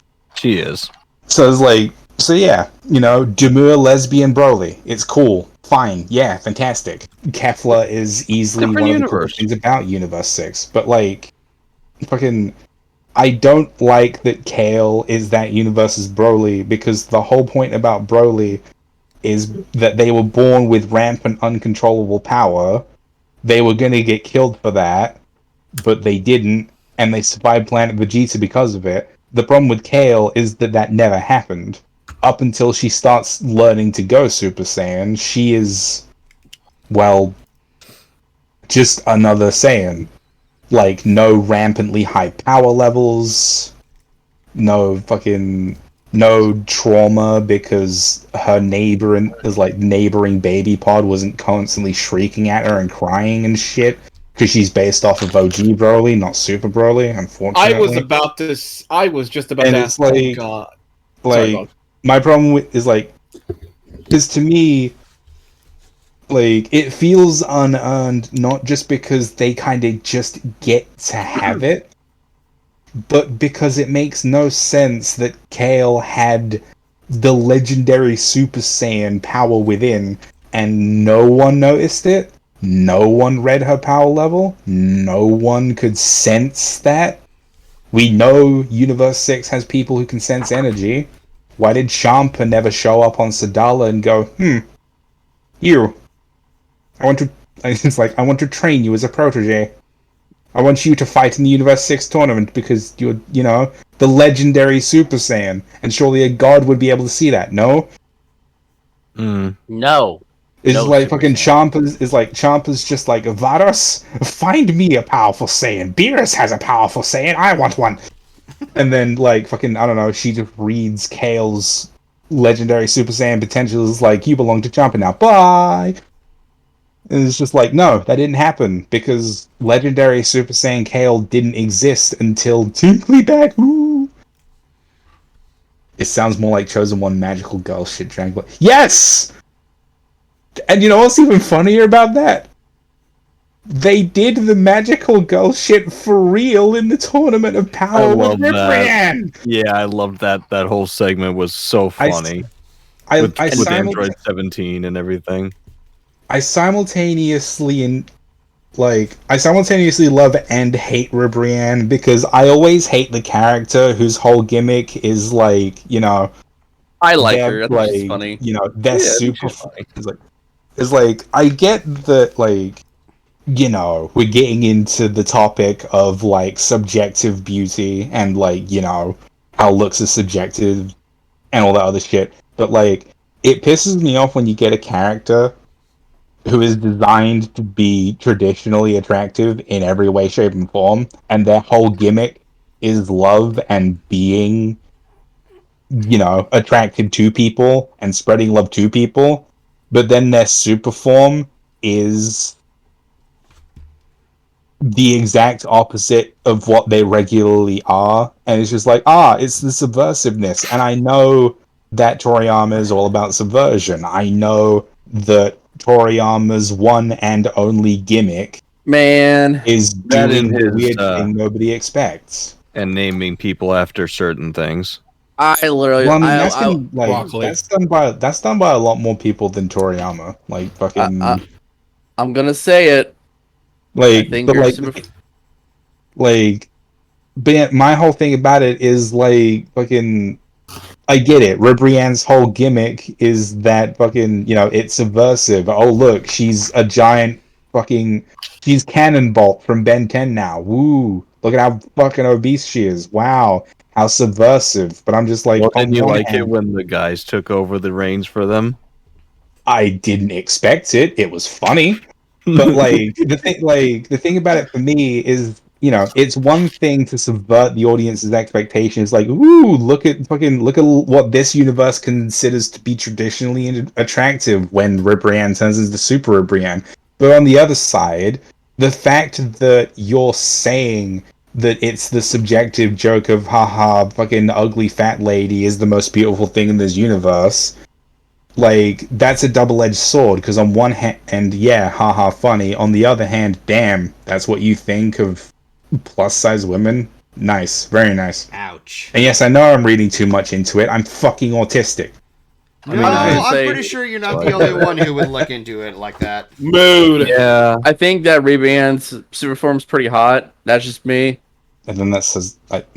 Okay, I guess there's that's not the issue, Riser. I was just stating it.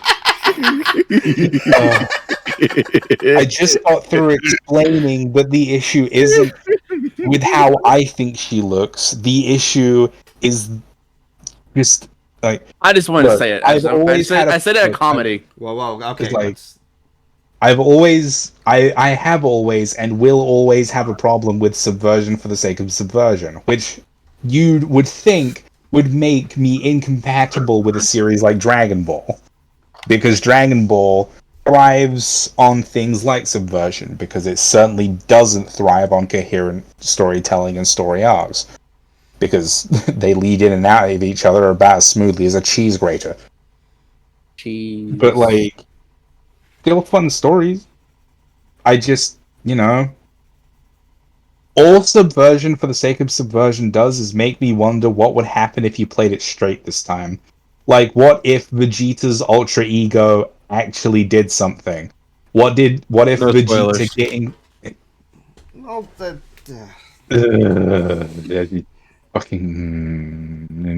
I don't care. Okay, how long has Dragon Ball Z been around for at this point? Like, at least 20 years? So I was talking about the super manga, but we already talked about, like, me and Vlad already talked about Frieza earlier, and nobody said anything. So I wasn't paying attention. I was playing Melee. Well, speak up next time. Well, I wasn't paying attention. I was playing a different game. No excuse. Be better. How you got turned down? What do you want me to do? I'm trying to engage in the conversation more because Vlad's not here. So I mean, the way I see this conversation, it's like a bunch of anime fans fanboying about shit that I have no earthly idea of what's going on. I mean, we're just gonna be real. Dragon Ball is better than Super, anyways. Really, sure, yeah. Yeah, logic. There. It's like, I'm not really fanboying so much, just talking about shit that bothers me. Well, not really bothers me, shit that inconveniences me, because I'm autistic. Yeah, it's existed for decades. By the way, Shouka, I decided to just throw this in there at the last minute. If I could... Aww. Also, I'm sorry, but like considering the whole dynamic between Goku and Vegeta, if we can consider Vegeta getting his own version of something Goku already has a spoiler, then like those people weren't paying enough attention to Dragon Ball anyway. Debatable, but I'll agree. Because like Vegeta's primary character trait after Z is just getting a twisted version of something Goku got to have.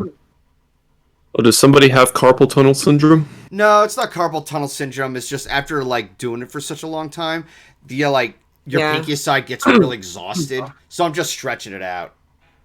I mean, sounds like when I write an essay for college. Oh, I know that pain. Yeah. Because I still have fond memories of writing up all these history essays that I had to get done within a certain amount of time. And when I mean certain amount of time, I mean less than 2 hours. Oh, the pressure. Oh, yeah. Under pressure. God damn it, Snick! So on a different subject, who here is a fan of Martin Scorsese? Who? He's the guy who Shutter Island.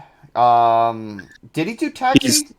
He's done Taxi Driver, he's done The Color of Money, Last Temptation of Christ, Goodfellas, Casino, The Aviator, The Departed, Wolf of Wall Street, Silence, and The Irishman.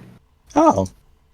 Yeah, he's got quite a library under his belt, but the reason why I ask is because his upcoming movie, Killers of the Flower Moon, is going to be released in October, and I'm actually in it. Oh. Wait, what? Really? You're an extra? Yeah, a few background extras in Killers of the Flower Moon. Oh, nice. That's so funny. I'm sorry. Fucking Fucking the thing LA. Ellie commented has me laughing. It's just like, when Brett said, when you do it for a long time, my brain immediately went, well, fat blast. I'm gonna be honest. When I read "well, fat less," my brain immediately went to no. Oh my God, Angel! Give me liberty or give me death. I was about to say I was responding to Angel's message when he said he was in Shark Tale. Yeah, I'm sure Scorsese regrets being in that piece of shit. Now I remember that Shark Tale exists. I tried forgetting that, even when looking at the good movies from DreamWorks, like Puss in Boots: Last Wish. I can't believe I misconstrued that title. I should be crucified. Did you say Puss in Wish? I meant Puss in Boots: The Last Wish. I don't even know what was going over my fucking head. I mean, my favorite DreamWorks movie is Spirit, so... Can't blame you, it's beautiful. Go ahead. Prince of Egypt is my favorite. Mwah! Absolute chef's kiss. Like, my favorite has to be Last Wish, because, okay, I know this opinion might change with time, or if I ever watched it a second time, but to me, Puss in Boots: Last Wish is one of the first movies in a long, long time that I watched through entirely and didn't have a single problem with. Nothing bothered me. I never had that Cinema Sins moment of, but why this, but not this. Everything as far as my brain was concerned was perfect. Shrek, Shark Tale's a guilty. Oh, by the way, Renaki, did I pronounce that correctly? Barnyard is not DreamWorks, that's Paramount Animation. I didn't even know. Yeah, that was Nickelodeon. Oh, okay, that explains. Every time I hear the word Paramount, I think of Halo, and then a blood boiling rage fills up inside my skull. I know that. Oh God, here's the more frustrating part, because you know what Paramount also distributed? The Sonic movies? Yes, and those movies were actually pretty good. Yes, They were fun movies. Like, it's just okay. So it's not so much as the studio because they're the distributor, but the team behind Halo. They just like, oh, by the way, we never actually play the game. Boy, Like they they intentionally chose the worst creators and writers imaginable.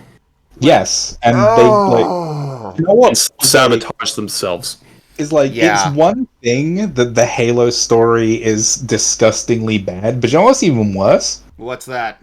If you pay attention to like the opening stuff, including when Chief interacts with the artifact and gets like fucking, I don't know, gets his memories back somehow or whatever, even though that's not how Spartans are made, they are never given amnesia ever in the lore. They are very aware of their position and are totally fine with it, because indoctrination is a thing. But, like, the beginning of the Halo show is just the beginning of Mass Effect 1. Just without the Reapers, or the Protheans, or Saren. So, you know, without any of the interesting parts of Mass Effect 1. Like, I'm not kidding. Everything from the going to do the shit on the planet, finding the artifact, the fucking hallucinations and shit, and the character fucking freaking out at his own faction because of, like, X, Y, or Z. It's just Mass Effect. The people who were writing for the Halo show wanted to tell a Mass Effect story. And you want to know how else I know? What's that? So, the human woman who's a part of the Covenant, I'll say that again for those in the back, the human woman who is a part of the human genociding Covenant, only exists to be, like, fucked by Chief. You know, a prisoner of war being raped by a super soldier. That's perfectly fine. In what I can only imagine to be just the same thing as Shepard fucking one of the more attractive looking aliens in Mass Effect. Oh look, another Mass Effect connection. Is like, they wanted to write Mass Effect, got told to write Halo, and threw a fucking tantrum. And decided to punish Halo for it. And it's like, I'm sorry, but some of the interactions I've seen from the actor who played Jimmy Rings, because I refuse to call him the Master Chief. Like, fucking, from some of the things I've seen and heard, they have such a fat fucking ego. And, like, I think it might have been them, or it might have just been one of the writers on the show, tried to say that the Halo show was meant to make people feel uncomfortable, and it's the fans' fault somehow. That's bullshit. Which is just fucking annoying, because it's like, how? Like, how does that make sense to say? Because it certainly didn't make sense to hear. Were they trying to make Halo the equivalent of To Kill a Mockingbird? Because To Kill a Mockingbird was supposed to make you feel uncomfortable and did a much better job than whatever the hell Halo did. Halo just put me to sleep. Instead of a Mockingbird, they killed Halo. Halo's not doing well in general with the Infinite and all that other shit. The reason it's so infuriating to me is because a lot of shit adaptations that are made to be shit by the people making them, and it has to be deliberate, I'm sorry, but I cannot live in a world where everything they did to Halo wasn't somehow intentional just to hurt somebody, because it's just that fucking bad, but it seems so perfectly bad in all the ways it needs to be to irritate the most people. I'm just like, why would you make a show that's supposed to upset people, but then get mad when it upsets the people you intended it to upset because you just said it was meant to upset people? That is intent. If you intended it to upset people, why are you getting mad when you made those people upset and they respond like upset people? And then they're just like, you don't appreciate our vision or whatever. I'm just like, no. Or maybe, you play the fucking game and you adapt the fucking game. That is what an adaptation is supposed to be. And like, you know what would have been the best way to go about it? Because, like, I'm a firm believer that you don't have to do anything, but you should do certain things. So, if you want to adapt the Halo show, but you don't want to retell Halos 1, 2, and 3, that's fine. Here's what you do. Don't make the story about Chief. You make the story about a different Spartan. Fucking Jerome, Noble 6, Heck, do an ODST story. Retell the story of Rookie from ODST. I don't mind an ODST story, yeah. Tell a story about the other members of Blue Team. What about Linda? What about Fred? How What about Reach? fucking...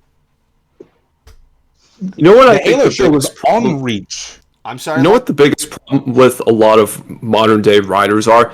They're so focused on self-inserting themselves into these already existing IPs that they forget how to properly weave it into the already existing universe that makes it flow in a natural way. Juke, you just reminded me of something. What's that? Fucking Velma is the prime definition of what you just explained. God damn yes. You just dealt me psychic damage by reminding me of that Because, shit. like, the idea of a TV show with Velma as the main character, that's not a bad idea. That can work. The main character was actually Velma. Yeah, exactly. But the problem was that it wasn't Velma. It was just some fucking caricature of Velma, which even then was not even her to begin with. It was just It was a Mindy Kaling, bad fan writer. It's like a lot of these awful characters are just self-insert fan fiction characters. And you know what's the most irritating thing about Velma isn't even how fucking pretentious those assholes are. It's just like, we didn't think Scooby fit the theme or our vision for for this show. Have they about Velma. It's supposed to be goofy fun, and Scooby's the one to help improvise that. What is wrong with you? Basically just trying They're just trying to modern audiences. You don't need to modernize diddly squat. Also, sorry, Logic. I was just going to point out that for all the also they say, oh well, Scooby-Doo couldn't be serious and such. I guess they didn't watch Scooby-Doo Mystery Incorporated, which I fucking best incarnation, fucking Scooby-Doo. I will die on my gravesite. Hold on. Hang on. 2 words. Zombie Island. Zombie Island as well. Yeah, I do want to bring this up because I hate it when these assholes keep doing this and expecting it to work. The only thing I like about it is that it never fucking works. They did the Ghostbusters thing. Oh, yeah. Remember when Ghostbusters had an all-female cast and they tried to pull that shit where, if you don't like the movie, that just means you're sexist. Velma tried to do that. I guess I'm sexist towards myself. Velma tried to do that, and Velma tried to do that because Velma and Shaggy, the 2 characters who are the most different from their original counterparts, just so happen to also be the only 2 black characters from the Mystery Inc. team. So you can't complain about them or you're a racist. And guess what? It didn't fucking work this time either, did it, Velma? You know what's hilarious about Answer the Call? What? I still remember after the release of Ghostbusters Afterlife, there was going to be like a 3-movie collection of the original Ghostbusters movies and Afterlife. And the director, Paul Feig, I think his name was making such a big stink saying, hey, you should include all Ghostbusters like my movie. And I'm just like, buddy, for your logic to be consistent, first of all, this is supposed to be its own timeline if you were paying attention. Your movie was a completely different timeline. And if we're going to go by this, don't forget the real Ghostbusters from 1986. Yeah. It's like Keyframe called out on that. Like, she's a huge Ghostbusters fan. It's so obnoxious that people keep trying this shit because, isn't the whole point that, when you see someone do something stupid and it goes wrong, you don't do what they did if you want your plan to work? But they all do it the exact same way. Hey, honey! It's like, I'm going to make this stupid controversial decision, but I'm going to mask it by making this character female so you can't complain about it, or black so you can't complain about it, or neurodivergent so you can't complain about it. Logic, hold on a second. Hey, honey, we actually exceeded past the goal, especially thanks to Juke Denton. You're welcome. Yeah. I owe him big. I am a surgeon. Oh God! Okay, the thing that really frustrates me about The Good Doctor is that it was made by the guy who did House. How the fuck did he screw that up? By the way, honey, Keyframe just made me hungry. By the way, honey, we were just talking about Ghostbusters and the saltiness of Paul Feig over that 3 movie collection because he wanted his movie included. That shit is funny.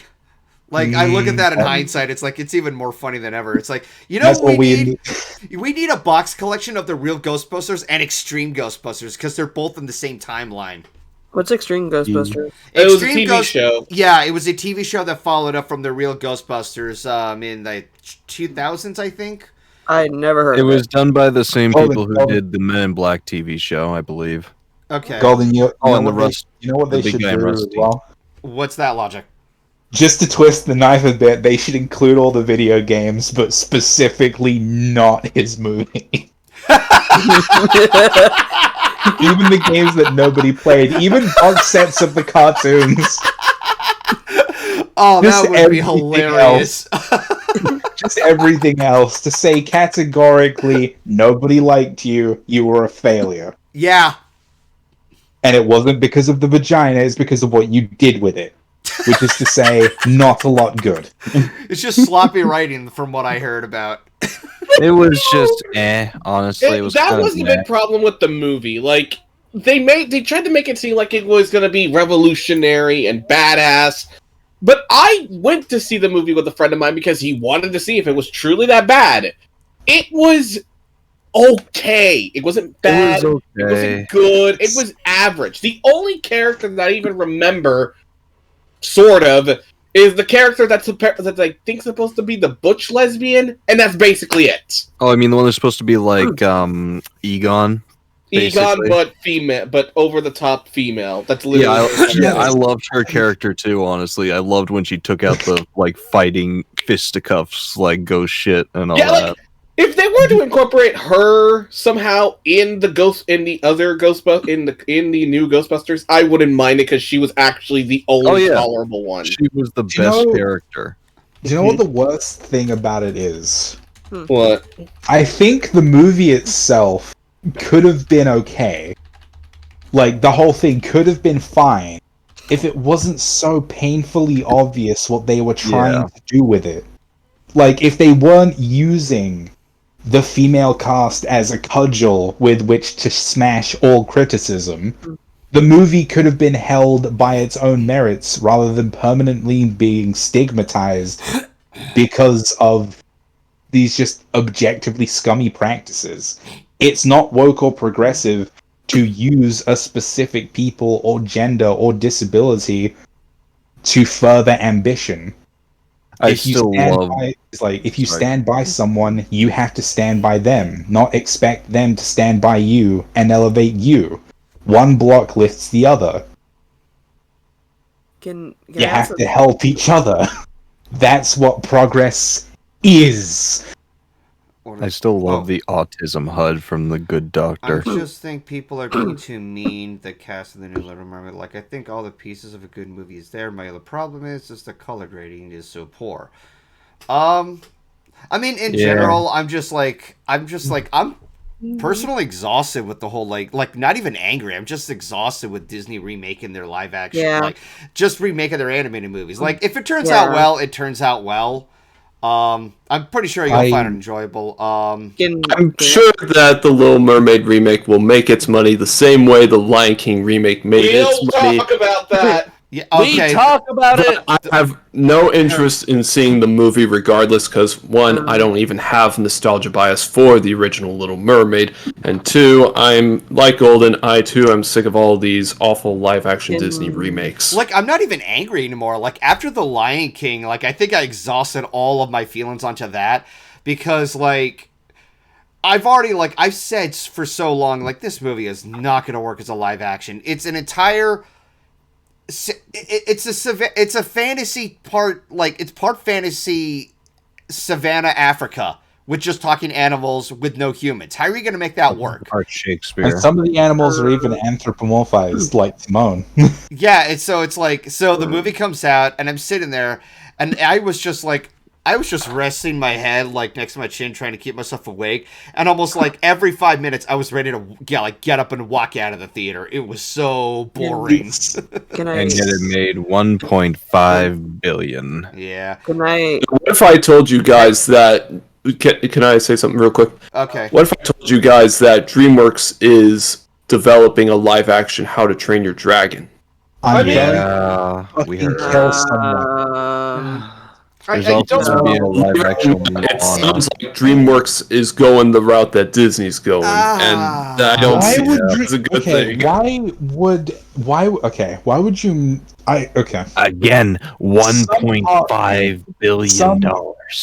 Is like some part of me, a tiny part of me, could understand remaking some of those older movies like The Lion King, so you get to keep the IP on your copyright for a bit longer. That's fine. The mouse got to do what the mouse got to do. But something I don't understand is making a remake of Moana, one of their most recent successes. That's what I'm wondering too. It's like, well, why would you make? A lot of people are saying it's. Like, why would you people are saying it's Dwayne the Rock Johnson who's really pushing for the remake, honestly, with this one. Why? You know, let's let Shouka, what did you want to say? She went Bearby. Oh, okay. Let's actually change the subject. Teenage Kraken. That movie looks pretty fun. Looks interesting. Yeah, Terry Gilman. Correct me if I'm getting the name wrong. Terry Gilman, Teenage Kraken. That actually looks pretty fun. It looks interesting. Teenage Kraken sounds like a euphemism. Elaborate. Well, she's an actual Kraken. Yeah, and their antagonist is literally a mermaid. Yep. Have a good night, honey. The only animated film that I can think of that I'm really looking forward to this year is Spider-Man Across the Spider-Verse. I knew you were going to say that. Within next week, boys. Next week. Yep, a week from tomorrow. Still gotta book a ticket for me and Joey. Shit. I gotta set that up.